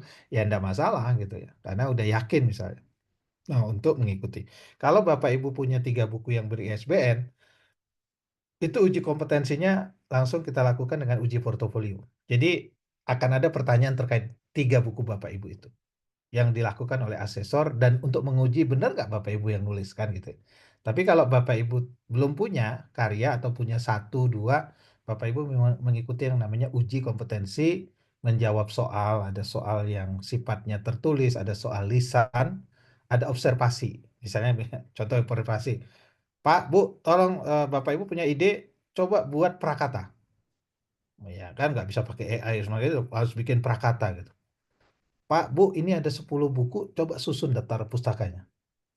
Bagaimana cara Bapak Ibu ngutipnya? itu observasi. Relatif nih pengalaman kita, tercepat itu orang diuji itu 2 jam. Namanya 2 jam. Jadi ada yang onsite, kita tatap muka langsung, ada yang online 2 jam. Paling lama berapa? Kadang-kadang ada yang dari pagi sampai siang nggak selesai-selesai. Karena kan ditungguin, Bapak Ibu harus nulis kan, nulis 1 bab, nulis ini. Cuma di dalam nanti pelatihan kita memberikan kisi-kisinya lah, kunci-kuncinya untuk bukan memberikan soal sebenarnya. Ya, nanti saya baca ini Pak Nadia flyernya, ya, mohon diperbaiki nanti BNSP nanya kok ada bocoran soal, bukan itu, bukan bocoran soal. Ada flyer terbaru dari Tinta Langit ya, nanti di take down aja diperbaiki. Jadi bukan tapi yang lebih tepat memberikan memberikan materi unit-unit kompetensi di dalam SKKNI. Jadi bukan memberi tahu soal. Saya nggak mau walaupun nanti saya jadi trainernya, saya nggak akan ngasih tahu soalnya. Gitu. Karena itu jeruk makan jeruk dan tidak boleh dilakukan dalam konteks sertifikasi gitu ya. Oke, tapi Bapak Ibu dengan mengikuti nanti tahu apa yang harus dilakukan ya gitu. Nah, apakah ada pelatihan dulu? Kemudian berapa lama proses dari tadi udah saya jawab ya. Lalu sertifikasi tersebut ada masa 3 tahun, Pak. Ada iuran enggak? Karena bukan kayak iuran profesi gitu ya. Bukan, ini iuran bukan dia bayar untuk diikutin uji sertifikasi udah nggak ada iurannya. Kecuali Bapak masuk ke asosiasi gitu ya. Nah, itu. Oke. Begitu Mbak Nadia. Terima kasih Pak Bambang untuk jawabannya. Dan jawaban dari Pak Bambang tadi itu termasuk menjawab pertanyaan Bu Duri ya di kolom chat Ya. juga. Apakah ada syarat harus sudah menulis berapa buku? Tidak ada Bu Duri. Jadi memang kalau ada berarti jalurnya lebih ke di portofolionya, tapi kalau tidak Portofolio. pun tidak apa-apa. Iya, Nah, itu pun ada harus 3 pelatihan judul ya. lanjut. Harus 3 Iya, judul. itu pun harus Ya, 3 itu judul. itu Tapi kalau jawaban belum untuk tidak apa-apa. ya, jawaban itu Mm-mm. untuk ini. Pertanyaan, loh, kalau mahasiswa kan belum bikin buku, tapi dia harus diuji sertifikasi. Ya, karena dia sudah mengikuti kuliahnya, jadi nggak ada masalah. Ya. Nah, salah satu kalau syaratnya ibu belum punya buku, dilihat kan pendidikan. Pendidikan kan minimal D3. Kedua dilihat pelatihan, ada nggak sertifikat pelatihan? Ya. Kemudian ada nggak buku yang udah disajikan? Oh baru 1, ya itu dilihat menjadi syarat mengikuti sertifikasi kompetensi. Baik, seperti itu Pak Joko dan Bu Ruri, semoga menjawab. Kemudian tadi yang di raise hand, saya lihat ada Bu Rodlifah, tapi sudah tidak ada di sini. Apakah Bu Rodlifah tetap ingin bertanya meskipun sudah tidak raise hand? Iya, apakah suara saya terdengar? Terdengar Terdengar Bu jelas, Bu. Rodlifah. Ya. Sebenarnya tadi pertanyaannya udah ada di kolom chat hampir semua. Karena saya sebenarnya kemarin itu sempat bicara dengan Coach Surya ya, Pak Bambang ya. Ya. Iya, jadi saya itu pingin ilmu yang saya dapat dari Tinta Langit melalui book writing camp itu mau saya jadikan profesi gitu. Karena tapi saya tidak ada pengalaman untuk menulis dan juga memang bukan hobi tapi hanya pembuktian karena waktu itu almarhum suami saya kan 2023 itu meninggal. Beliau salah satu dosen di Binus University. Nah, beliau itu meminta saya nanti 2024 kamu ikut sekolah menulis. Nanti 2025 kamu bantu saya untuk menulis. Nah, ternyata ketika saya mengikuti BWC, ternyata saya menulisnya lebih ke arah fiksi. Nah, sementara di flyer yang diberikan oleh Tinta Langit mengenai sertifikasi kepenulisan itu adalah non fiksi. Jadi tadi saya agak ragu gitu. Ini bisa nggak gitu? Saya nggak punya pengalaman, kemudian saya baru mengeluarkan 1 novel, tapi fiksi. terus harus nyebrang ke non fiksi seperti itu. Kira-kira dan Ya. yang tadi juga sempat ditanyakan ada lulus atau tidaknya gitu kan. Nah, itu saya jadi ragu. Aduh, kalau saya nggak lulus gimana? Kalau saya nggak di situ tidak kompeten gimana gitu kan? Karena satu sisi kan memang itu harus berbayar ya, itu. Jadi saya jadi seperti ragu gitu loh, Pak Bambang. Mungkin mohon diarahkan supaya tidak ragu. Iya, Seperti itu. baik, Bu Rodifa. Jadi ada satu karya non-fiksi yang basisnya story. Itu namanya autobiografi, biografi, memoir. Bahkan pendekatan-pendekatan non-fiksi yang dikembangkan oleh penulis saat ini, termasuk penulis Barat lah. Tidak ada buku dari Barat, bukan tidak ada ya, minim sekali buku dari Barat yang tidak memulai dengan cerita. Tapi ceritanya faktual. Eh, Tinggal kalau misalnya nanti eh, Bu Rodiah ikut kegiatan ini, bisa nanti diarahkan lebih ke basisnya story, yaitu autobiografi, biografi, dan memoir. Nah, cuma kalau itu fakta kan, fakta yang dikisahkan. Ada yang nyebutnya faksi, bukan fiksi. Faksi. Jadi sangat sangat mungkin gitu. Tadi ada pertanyaan, sebaiknya kita jadi generalis atau spesialis? Nggak ada sebaiknya, itu opsi. Opsi. Jadi kalau ada orang yang pengen membranding dirinya, saya ini spesialis penulis buku-buku tema psikologi sosial, misalnya kayak si apa Malcolm Gladwell. Dia kan nulisnya psikologi sosial, tapi dia orang sejarah. Sekali waktu dia nulis sejarah gitu. Itu nggak ada masalah. Nah, saya karena mengeset diri saya sebagai generalis untuk memperlebar rezekinya gitu. Jadi memperlebar rezeki, saya tambah kapasitas saya mempelajari berbagai jenis buku. Jadi saya bisa switch Bu, memang Bu Rodia bisa switch ke fiksi, bisa switch ke non fiksi gitu ya.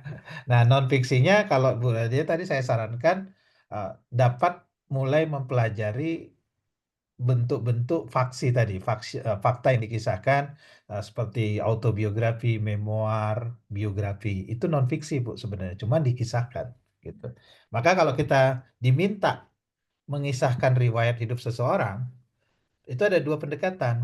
Kalau dia minta faktual, berarti arahnya ke autobiografi ya. Eh, Kisah hidup yang dikisahkan oleh orang itu sendiri dengan sudut pandang aku. Tapi kalau dia minta, Pak Bambang, saya nggak ingin muncul, tapi ini cerita saya bagus nih. Kalau dibikin cerita, berarti ada bumbu-bumbunya. Ya di novel kan berarti. Makanya kalau misalnya novel, berarti sudah ada fiksinya. Sedangkan autobiografi atau biografi itu faktual. Ya, ya. Kira-kira itu, Bu. Baik, ya saya mulai paham-paham sih Pak. Cuma Ya. jadi kalau misalkan mau sertifikasi itu, eh, karena kayaknya saya deg-degan sama ujiannya nanti gitu kan. Kalau Ibu Apakah saya? ikut eh, pelatihannya, ikut eh, pra ininya, Ibu nggak akan eh. deg-degan. Oh, Ada ada pelatihannya. pelatihannya juga Ya, Pak. Jadi ya, ada yang di pelatihannya sebelum eh, sebelum ujian. sebelum uji gitu. Oh, Ya mungkin kalau baik Pak. kalau langsung uji, Ibu gelap kan gitu ya Iya, pengennya iya benar.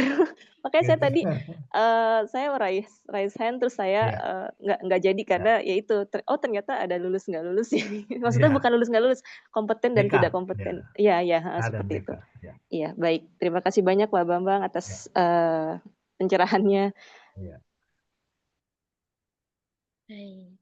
Terima kasih Bu Rodlifa. Jadi memang ada pelatihannya dulu Bapak Ibu. Nanti mungkin di akhir setelah sesi foto bersama izin saya share informasi lebih detailnya ya terkait jadwal pelatihan, materinya apa, agar lebih terbayang mungkin untuk Bapak Ibu dan barangkali Bapak Ibu jadi lebih tahu nih seperti apa gambarannya. Begitu.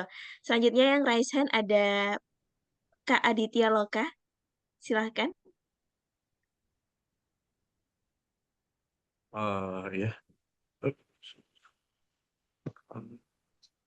Oh ya, kedengeran. Assalamualaikum. Waalaikumsalam. Waalaikumsalam. Mas Ya, Aditya. ini Pak, saya sekarang sedang lagi berusaha nulis novel fiksi. Nah, cuman ini pertama kalinya saya nulis. Terus saya ini kalau nulis itu pakai bahasa Inggris. Saya ada dua pertanyaan. Kalau nulis itu pakai bahasa Inggris Ya. gitu. Nah, saya otak saya tuh lebih jalan kalau saya itu pakai bahasa Inggris. Nah, Hmm. eh kalau pakai bahasa Inggris ini, apa kalau misalnya saya mau menerbitkan, misalnya saya ngirim ke penerbit gitu, apa saya harus nerjemahin sendiri gitu Pak? Jadinya eh, ada yang versi aslinya dan ada yang versi udah saya terjemahkan ke bahasa Indonesianya. Itu Ya. pertanyaan pertama. Terus pertanyaan kedua saya ini gini, saya nulis pakai bahasa Inggris ini niatnya juga karena pengen menerbitkan ke luar negeri gitu. Jadi saya nggak nggak nggak perlu kerja dua kali gitu dari Indonesia Ya. terjemahin ke Inggris gitu. Nah kalau misalnya saya mau menerjemahkan buku Nggak saya jadi di mau luar pakai negeri Pak, cimot. itu tuh Hmm? apakah bisa misalnya saya eh, ngirimin ke satu penerbit di Indonesia, kemudian di luar negeri ada penerbit yang lain, atau di bagian yang lain mesti eh, di bagian dunia yang lain ada penerbit yang lain gitu. Soalnya saya ini kerja di bidang video game, Pak. Ya. Kalau di video game itu sistemnya itu kalau misalnya kita menerbitkan game untuk region Asia, kita harus ke penerbit A. Tapi kalau misalnya Hmm. kita sekaligus mau menerbitkan di region Eropa gitu atau di North America gitu, kita Ya. mesti ada penerbitnya yang lain gitu. Bisa kalau misalnya kita nerbitin sendiri, tapi si coverage dari ini itu apa namanya, dari pemasaran itu bakal sangat kurang gitu. Nah itu kalau misalnya kalau misalnya dalam dunia menulis buku, apakah sama seperti itu gitu, Pak? Ya, itu aja sih pertanyaan saya. Ya. Ini kasus unik ya. Ya, tapi ada saran saya. Jadi Mas Aditya tidak perlu misalnya menerbitkan dulu dalam bahasa Indonesia di penerbit Indonesia, tapi langsung menawarkannya ke penerbit asing. Nah, untuk dibantu seperti ini, Mas Aditya bisa menghubungi literary agent yang di Indonesia. Itu ada Pak Nung Atasana. Beliau itu sekarang memimpin literary agentnya IKP Borobudur Agensi. Nah, Borobudur Agensi. Jadi Pak Nung ini dulu editor di Gramedia ya. Eh, iya, editor kalau nggak salah. Nah, beliau memang tugasnya memasarkan dalam bentuk naskah ataupun buku, bisa naskah atau buku ke penerbit asing gitu. Jadi semua penerbit asing di belahan negara manapun. Itu dilakukan. Nah, nanti misalnya kalau Mas Aditya menghubungi, nanti kan ada Indonesia International Book Fair, IIBF bulan September ya. Di situ selalu ada yang namanya bursa naskah untuk penjualan copyright. Nah, itu akan ada penerbit asing, tapi kita bisa nitipin di situ di Borobudur Agensi itu untuk dia membantu menawarkan, misalnya kayak tadi, misalnya di game itu ada region daerah negara ini gitu, bisa langsung gitu. Itu kalau mau langsung gitu ya, nggak perlu lagi apa di, di Indonesia dulu baru diterjemahkan gitu ya. Kan ini udah langsung bahasa Inggris. Artinya kalau memang untuk penerbit luar, kecuali di Indonesia memang ada pasarnya. Berarti kan memang harus ada dua versi bahasa. Itu kan opsinya dua.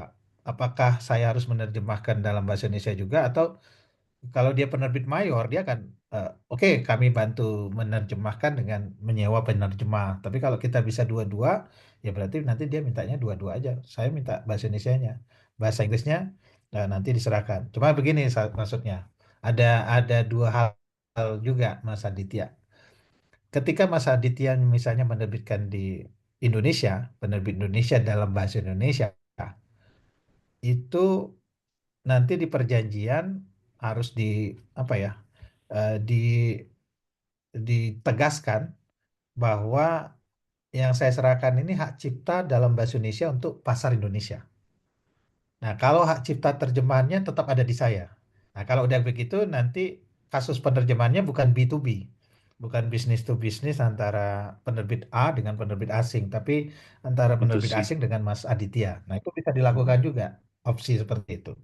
Tapi ada juga yang penerbit, ya, pokoknya hak terjemahannya semua di saya ya, derivatifnya, hak turunannya. Bahasa Indonesia dan juga hak terjemahan. Ada yang itu berarti negosiasi saja gitu.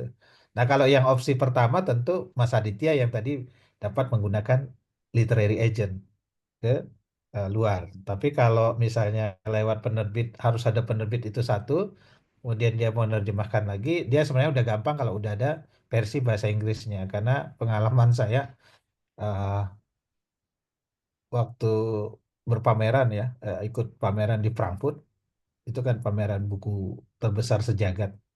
Itu judul saya udah pakai bahasa Inggris dalam buku buku buku agama Islam ya, Mas Aditya, buku eh, apa Business Wisdom of Muhammad, gitu kan.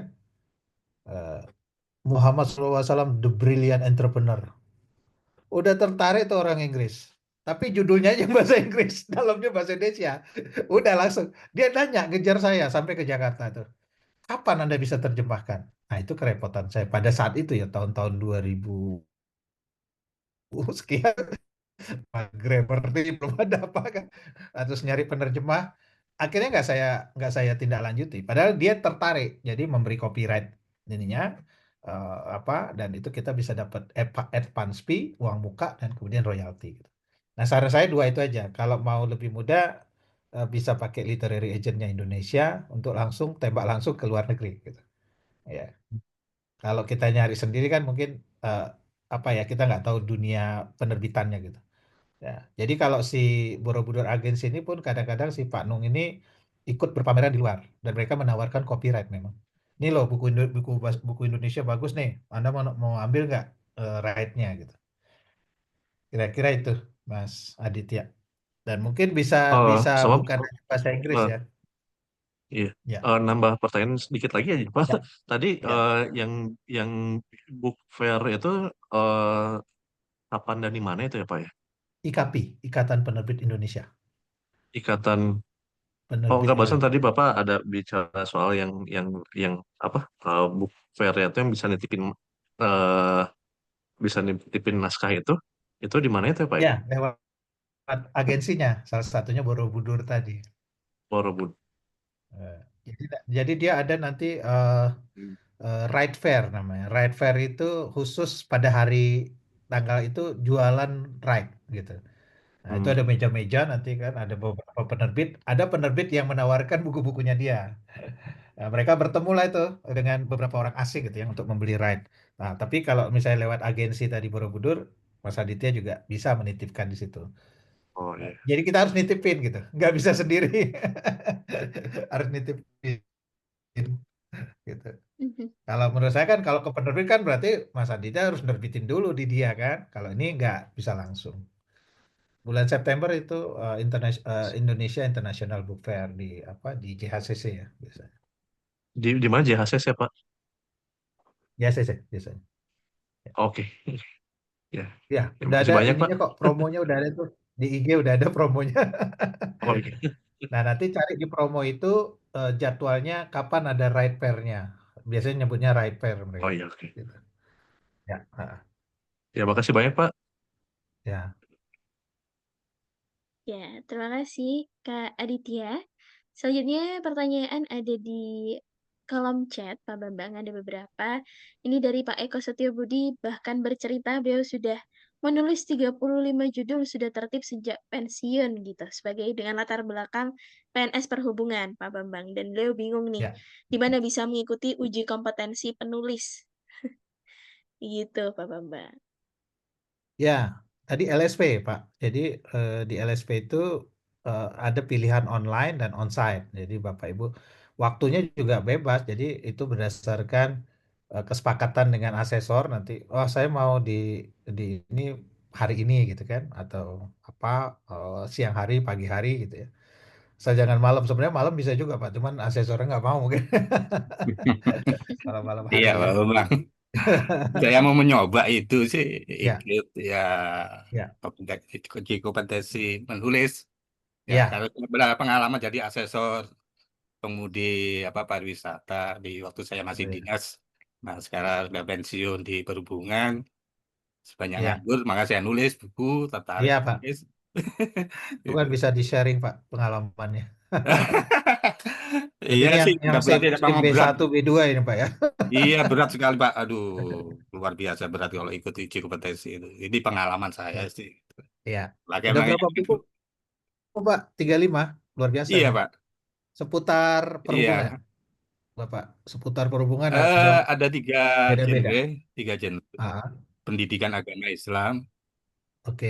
kemudian Baik. perhubungan darat karena latar belakang saya perhubungan. Yang ketiga konten Iya. lokal. Saya sudah kerjasama nulis dengan Dinas Perpustakaan Oh, Kearsipan Sidoarjo.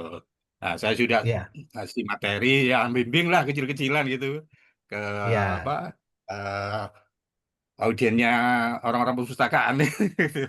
Itu, Iya. Pak. Itu aja pengalaman saya yang singkat, Pak. Iya. Tapi saya bersyukur bisa menulis karena dorongan ya berbagi ilmu dan amal jariah itu aja. Baik. Nah, Ya, mungkin tinggal di lebih ya. Pak Bambang diharapkan agak profesional ya. Salah satunya Iya. pintunya di sini gitu. Kenapa Anda, Pak? Kan Mhm. bisa bisa menghasilkan juga gitu. Betul, Pak. Betul sekali Iya. itu, Pak. Iya. Saya Mhm. kira itu Pak Bambang. Monggo, Saya Pak. terima kasih Iya. atas pencerahannya. Mudah-mudahan Iya. ada kesempatan saya ikut itu aja. Amin. Tinggal Iya, Pak. diberi pengakuan dan penghargaan itu, Pak. Iya. Iya. Dan saya banyak di penulis buku agama, Pak, gitu. Iya. Dan saya Baik. ikut Mhm. uji coba kemampuan saya. Saya ikut kompetisi lomba menulis. Baru saya Nah. menulis setahun sudah juara 1, Pak. Penerbit Wah, dari itu penerbit Masya Allah. kalau anak-anak sekarang Yogyakarta. ngomongnya validasi, Pak. Udah divalidasi. Terus yang kedua terakhir Pak Bambang Iya. ikut penulisan konten lokal. Nah, maka saya jadi tertarik nulis konten lokal Siap. dari apa Perpustakaan Nasional. Mendapatkan tulis dua bahasa ya, bahasa daerah dan bahasa Indonesia. Saya alhamdulillah terpilih 30 besar penulis seluruh Indonesia itu dan sudah diterbitkan oleh Perpustakaan Nasional, Pak. Itu portofolio saya, Pak. Baru menulis ya Siap. ada pengalaman saya. Kemampuan saya Ya. sampai di mana sih? Saya coba ikut 2 kali dapat Ya. juara gitu, Kalau Pak. yang buku ilmiah, Pak, Bapak boleh ikut nanti yang BRIN, Pak. Itu ada akuisisi pengetahuan lokal BRIN. Baik, Nah, Pak. itu hadiahnya juga antara 5 sampai 10 juta, Pak. Oh Sampai iya, Pak. 20 juta. Wah, Itu boleh coba juga, Pak. Misalnya bidang iya. bidang perhubungan, Bapak punya kepakaran di situ, bikin buku ilmiahnya. Gitu. Iya. Yang perpustakaan kemarin saya dapat 10 juta, Pak. Potong pajak Ya, 15%. sama, Pak. Iya. Pasti Iya, dipotong betul. pajak, jadi 9 koma Iya, ya. betul. Iya, Pak Bambang. Mhm. Iya. Aduh, saya senang Iya. nih hari ini bisa ketemu Bambang baru pertama kali. Iya, Sebelumnya siap. ikut Tinta Langit itu di batch 9 fiksi. Saya kan Oh, penulis baik. fiksi, Pak. Ya, Itu juga ada Coach Surya, Pak Surya itu. ya, Saya suruh nulis fiksi. Itu tantangan Pak Eko. Saya coba, ya. Pak. Udah terbit satu buku judulnya Catatan Heeh. Anak SMP. Saya ambil 8 tokoh. Karena Ya, saya tunjuk tokoh-tokoh yang bermacam-macam. Ada yang bandel, yang pinter. ya, Ada yang cuek. Ada yang berani sama guru. Tak tulis karakter mereka itu. Ya iya, lingkungan teman sendiri saya jual habis juga. Saya nyetak 50 buku habis juga, ya, Pak. Itu aja, iya, Pak. Saya sudah tertantang untuk yang fiksi itu. Ya, yang fiksi yang untuk pribadi saya belum saya tulis, baru nulis tapi mandek. Saya masih fokus Hmm, nulis non fiksi dan mau ya. menulis buku biografi guru saya, Profesor Mrowi itu. Mhm. Nah, Ya, itu ya sudah almarhum bulan tahun kemarin karena dia juga dari teman saya ya eh, gabungan, Pak, 2 orang lah yang tulis itu nanti nulis ya, buku non fiksi karena murid saya seorang muridnya harus saya tulis dari almarhum Prof. Mrowi itu sebagai Baik. amal jariah saya untuk harus, Pak. Oke. perjalanan itu. Iya, Pak, itu Pak Bambang. Mhm. Iya, Ya, baik Pak Eko, terima Oke, kasih terima kasih. untuk pertanyaannya. Siap. Ya. Selanjutnya di sini yang ada raise hand, kita beralih ya Bapak Ibu, karena juga sudah mulai malam gitu. Ada Bu Nur Komariah. Wah, ini malah batch sebelumnya nih Pak Bambang. Silakan oh, iya. Bu Nur. Makasih, Mbak. Saya bukan mau tanya nih Pak Bambang. Saya mau terima kasih karena sekarang ketemu lagi ya sama Pak Bambang. Kemarin saya ikut uji kompetensi penulis, alhamdulillah dinyatakan kompeten gitu Pak. Kompeten, ya, Alhamdulillah di non-fiksi. Sebelumnya kan ya. saya pernah ikut juga di buku ajar Pak ya, tapi saya ke Ya. sana loh Pak, ke kantor Bapak ke sana tuh, uji kompetensinya di sana langsung. Oh, di LSP Nah, ya. Ah, LSP langsung. Nah, kemudian ya, kemarin dari Tinta Langit mengadakan lagi, saya ikut, alhamdulillah dinyatakan kompeten.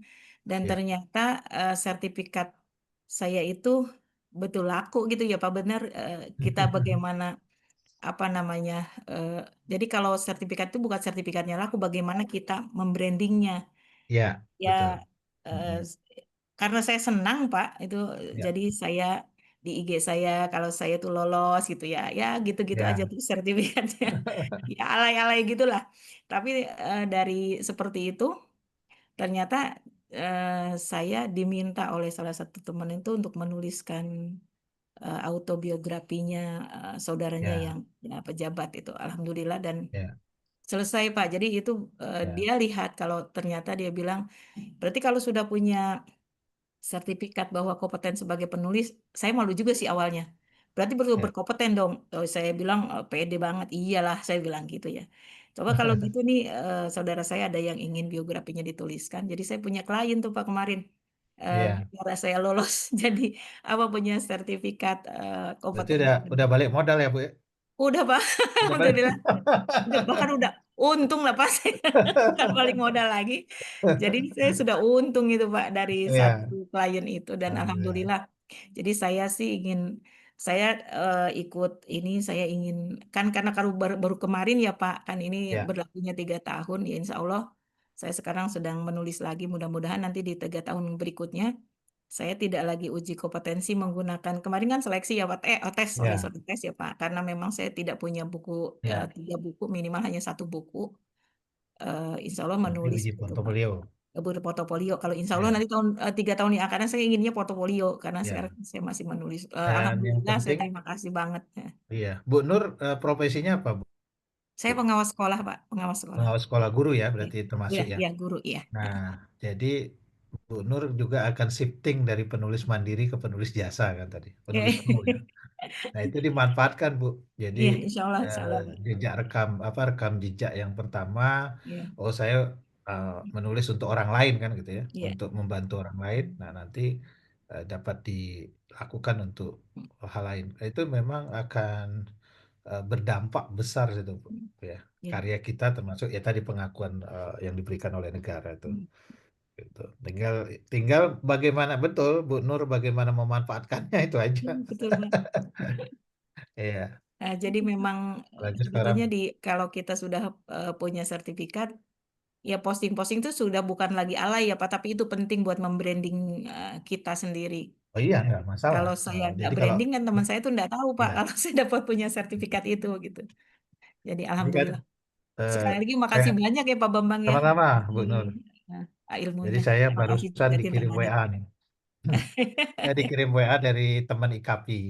Hmm, Ada flyer iya. certified editor book. Ya. Jadi pelatihan harganya murah, cuma 300.000. Hmm, Bapak Ibu ikut pelatihan terus langsung dikasih sertifikat pelatihan nama sertifikat eh, gelar di belakang nama hmm. CED. Nah Wes. ini yang saya juga dikasih ya saya ketawa aja gimana ya pengakuan eh, orang yang lembaganya gitu tapi lembaganya tidak terlisensi terakreditasi hanya jualan pelatihan plus sertifikat gitu tiba-tiba misalnya Bu Nur langsung mencantumkan CED di belakang namanya gitu ya Certified Editor. Ya. Kebetulan Nah Pak Bambang, alhamdulillah mungkin karena saya secara kebetulan atau entah gimana, ini ada salah satu penerbit yang minta saya untuk menjadi reviewer buku ajar tapi Pak buku ya sekolah ajar. ya Tapi saya coba beranikan diri aja dulu. ya Mungkin nanti saya berarti ikut berarti yang Bu, editor. Bu Nur harus ikut satu lagi editor. Nah, iya. Saya mungkin apa saya harus ikut lagi ya satu lagi sebagai editor karena diminta untuk Ya, reviewer gitu. karena Karena reviewer saya itu pekerjaan editor, Mm-mm, bukan ya, pekerjaan ya. penulis ya. Ya. Tapi Insya nah, Allah nanti Pak Bambang ya ya. kita Ya, bisa bisa setting ya Bu ya. ya, Nah, hanya insya Allah. kalau Ibu mau nyebut diri, memang kita belum memberlakukan gelar di belakang nama. Kalau gelar di belakang nama itu LSP harus bekerja sama dengan lembaga internasional. lembaga di Iya. luar negeri. Baru kita bisa certified editor. Tapi kita bisa menyebut diri kita uh, tersertifikasi certified book author by BNSP, bisa gitu di belakang. Apa nanti Oke. ya kalau di CV kita itu kalau mau gaya-gayaan pakai bahasa Inggris. Tapi kalau bahasa Indonesia ya tersertifikasi sebagai penulis buku non fiksi BNS atau uh, penulis tersertifikasi BNSP gitu. Ya, Boleh. baik. Sekali lagi terima kasih Pak Bambang. Mbak Sama-sama Bu Nadia Nur. Minta Ya, Langit. ya. Baik, terima kasih Bu Nur kemarin sudah berbagi menjadi inilah ya. Dari batch pertama alhamdulillah dapat klien dalam waktu dekat bahkan. Dan Pak Bambang di ruang Zoom chat ini ada 2 pertanyaan lagi. Saya langsung bacakan keduanya saja ya. Di sini dari Bu Ana, bagaimana mengetahui tulisan kita bernilai dan punya impact bagi pembaca? Dan yang kedua, bagaimana dari Kak Ranudia, bagaimana dengan e-book? Apakah diakui juga? Mungkin yang maksudnya karena tadi ada jalur portofolio yang minimal 3 buku, kalau misalnya e-book apakah bisa juga dinilai? Begitu Pak Bambang. Iya, tulisan kita itu Hmm. berpengaruh kalau ada feedback dari pembaca kita. Karena kan kita menulis itu untuk dipublikasikan. Itu tadi bedanya pribadi Hmm. tertutup dengan pribadi terbuka itu termasuk publik terbatas dengan publik terbuka. Kita menulis buku dengan keyakinan diri, ya. Bahkan kita merasa kita itu sudah benar nih. Nah, tiba-tiba ada feedback kritik. Anda ini salah nih, Terry. Kan gitu ya. Ayo Bapak Ibu jangan takut duluan begitu dengan ada kritik ya kita hadapin aja. Karena kadang-kadang orang yang ngeritik buku kita itu dia nggak nulis sebenarnya. Dia nggak nulis buku gitu. Dia kritik aja sih Bu ya. Nah, salah satu feedback itu kritik. Feedback lain adalah memang, oh saya berterima kasih Pak Bambang karena buku Anda itu membuat saya. Itu makanya ada eh, jalur ya, jalur bagaimana pembaca kita bisa menghubungi kita. Ada penulis yang naruh nomor WA di belakang itu kan, di biodatanya. Ada yang naruh email. Nah, lihat aja apakah buku kita itu punya impact gitu dari feedbacknya pembaca kita gitu ya. Nah, termasuk bukan langsung ya. Feedback penjualan itu termasuk rasa terima kasih pembaca terhadap kita kan. Jadi buku kita itu ternyata mampu mempengaruhi banyak orang. Kemarin saya nerbitin novel. Saya karena saya penerbit UMKM ya, tapi lebih cenderung kami juga ada jasanya gitu, kecil aja gitu. Baru sekarang kami mau menggarap buku-buku sendiri. Saya punya novel baru itu Rahasia Ontel, Rahasia Sepeda Ontel. Itu hanya cetak 100 awalnya. Terus cetakan kedua 100 lagi. Ya kemarin ada yang beli di Bandung juga beli 102 eksemplar langsung. Ini buat apa ini? Buat sekolah, Pak, mau dibagikan. Berarti dia udah dapat input novel saya itu apa isinya gitu. Jadi dibeli 100 itu untuk dibagikan ke sekolah gitu untuk siswa-siswa. Nah, itu salah satu contoh oh dari mana kita tahu? Ya dari tadi dari kritik, dari pesan feedback dari pembaca dan dari orang membeli buku kita.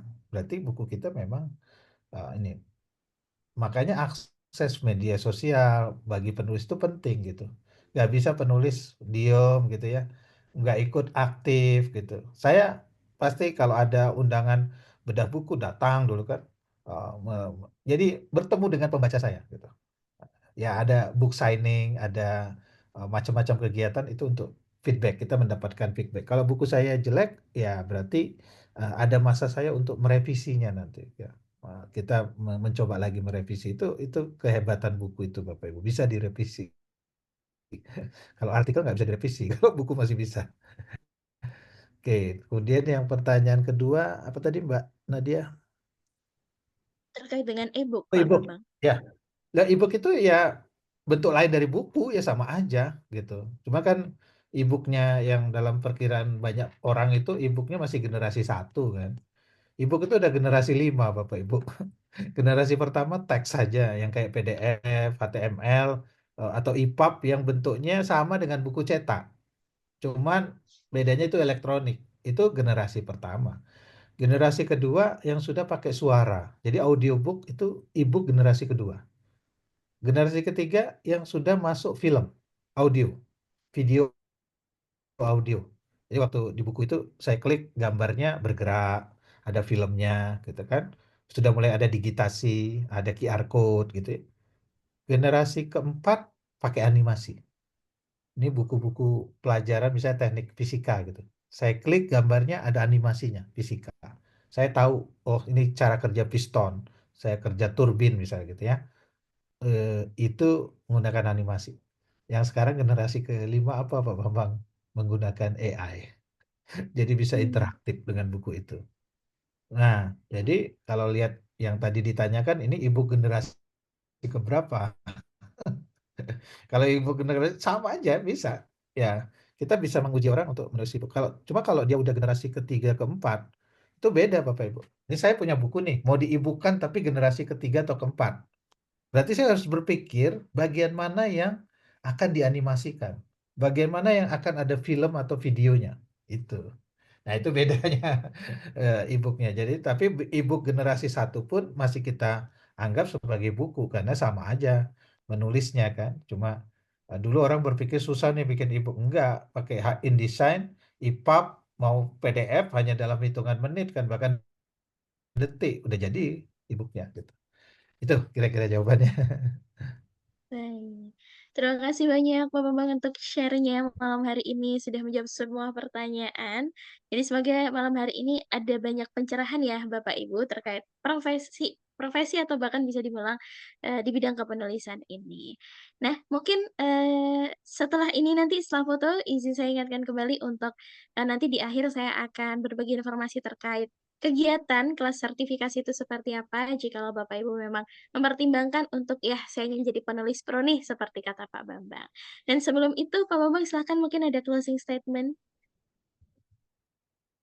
Baik, Bapak Ibu, pokoknya semangat kita sebagai penulis untuk naik level ya. Naik level bukan hanya mandiri tapi menjadi penulis pro dengan sertifikasi, dengan pengakuan, dengan penghargaan kepada Bapak Ibu. Sampai berjumpa nanti kalau Bapak Ibu mengikuti kelasnya, nanti berjumpa dengan saya untuk menguatkan. Walaupun pernah ikut pelatihan Tinta Langit, maka ikut pelatihannya akan menguatkan lagi. Menguatkan lagi eksistensi Bapak Ibu di industri penerbitan dan industri penulisan. Begitu Mbak Nadia, terima kasih ya Bapak Ibu. Mohon maaf jika ada kata-kata yang kurang berkenan. Insyaallah, alhamdulillah. Terima kasih banyak Pak Bambang, terima kasih juga untuk Bapak Ibu semua.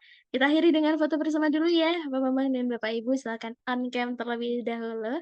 Di sini ada 4 slide, Bapak Ibu. Silakan on cam dulu, kita abadikan momen belajar pada malam hari ini. Oke, hitungan mundur ya Bapak Ibu, 3, 2, 1.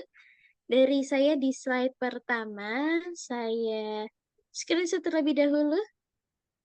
Oke, baik. Gaya bebas Bapak Ibu. Menuju penulis profesional. Hitungan 3 mundur. 3, 2, 1. Slide yang kedua. 3, 2, 1. Baik.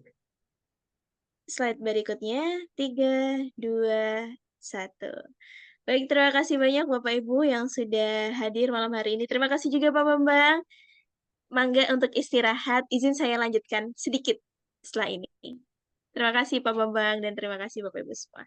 Baik, izin saya lanjutkan sedikit ya Bapak Ibu tadi sudah dijelaskan oleh Pak Bambang terkait penulis profesional dan tadi juga ada beberapa pertanyaan terkait, aduh saya takut nih Kak Nadia gitu ya Pak Bambang, apakah langsung ujian, takut misalnya nanti nggak lulus gitu ya, atau belum kompeten tadi. Nah, itu, jadi saya bagikan saja timeline-nya Bapak Ibu ya.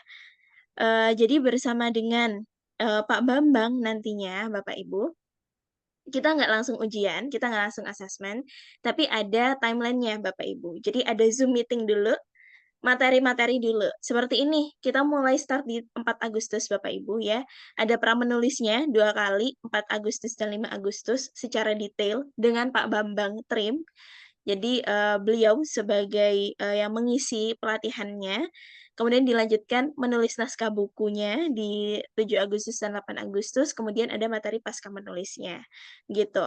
Dan hasilnya apa Kak Nadia? Apakah hasilnya kita akan menulis buku dalam kurun waktu beberapa pertemuan ini? Sebetulnya bukan menulis buku 300 halaman begitu, bukan Bapak Ibu, melainkan nanti ada tugas praktikal gitu ya. Jadi setelah kelas akan ada tugas sederhana yang nanti juga akan dikasih semacam feedback atau review atau semacam komentar begitu nantinya dari tugas-tugas sederhana tersebut. Jadi memang setelah materi nanti akan ada tugas praktikalnya. Seperti itu. Jadi bukan membuat satu buku tersendiri. Nah, kemudian baru setelah tanggal 12 Agustus, seminggu setelahnya, nanti akan ada bimbingan teknis asesmennya, Bapak Ibu.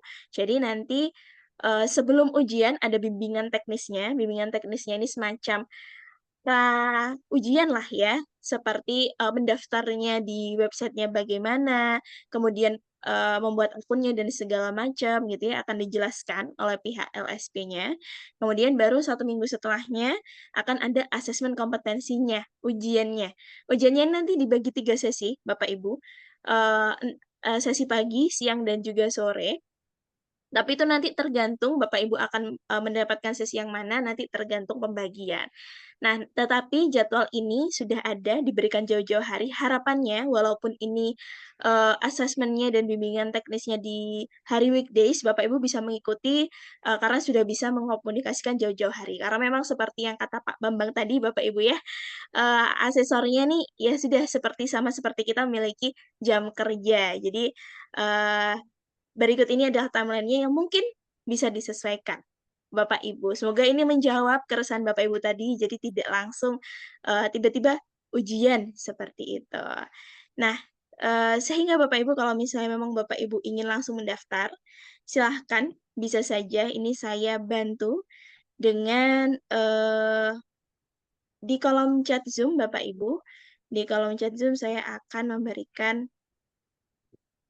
link daftarnya Bapak Ibu. Atau nanti juga bisa saya bagikan di grup-grup atau Bapak Ibu chat pribadi segala macam bisa sekali. Begitu kiranya informasinya Bapak Ibu. Kurang lebih tinggal seminggu lagi kelasnya, jadi memang pendaftarannya tidak dibuka begitu lama juga dari hari ini. Semoga bermanfaat Bapak Ibu. Entah nanti Bapak Ibu masih mempertimbangkan karena dia saya mau hobi nulis dulu atau karena dia saya udah mulai pingin untuk sertifikasi, silahkan berkabar ke kami. Gitu Bapak Ibu semua, terima kasih atas malam hari ini. Semangat belajarnya luar biasa. Mohon maaf untuk kekurangannya mungkin atau ketidaknyamanannya. Sampai jumpa di acara-acara bermanfaat lainnya. Saya akhiri. Wassalamualaikum warahmatullahi wabarakatuh.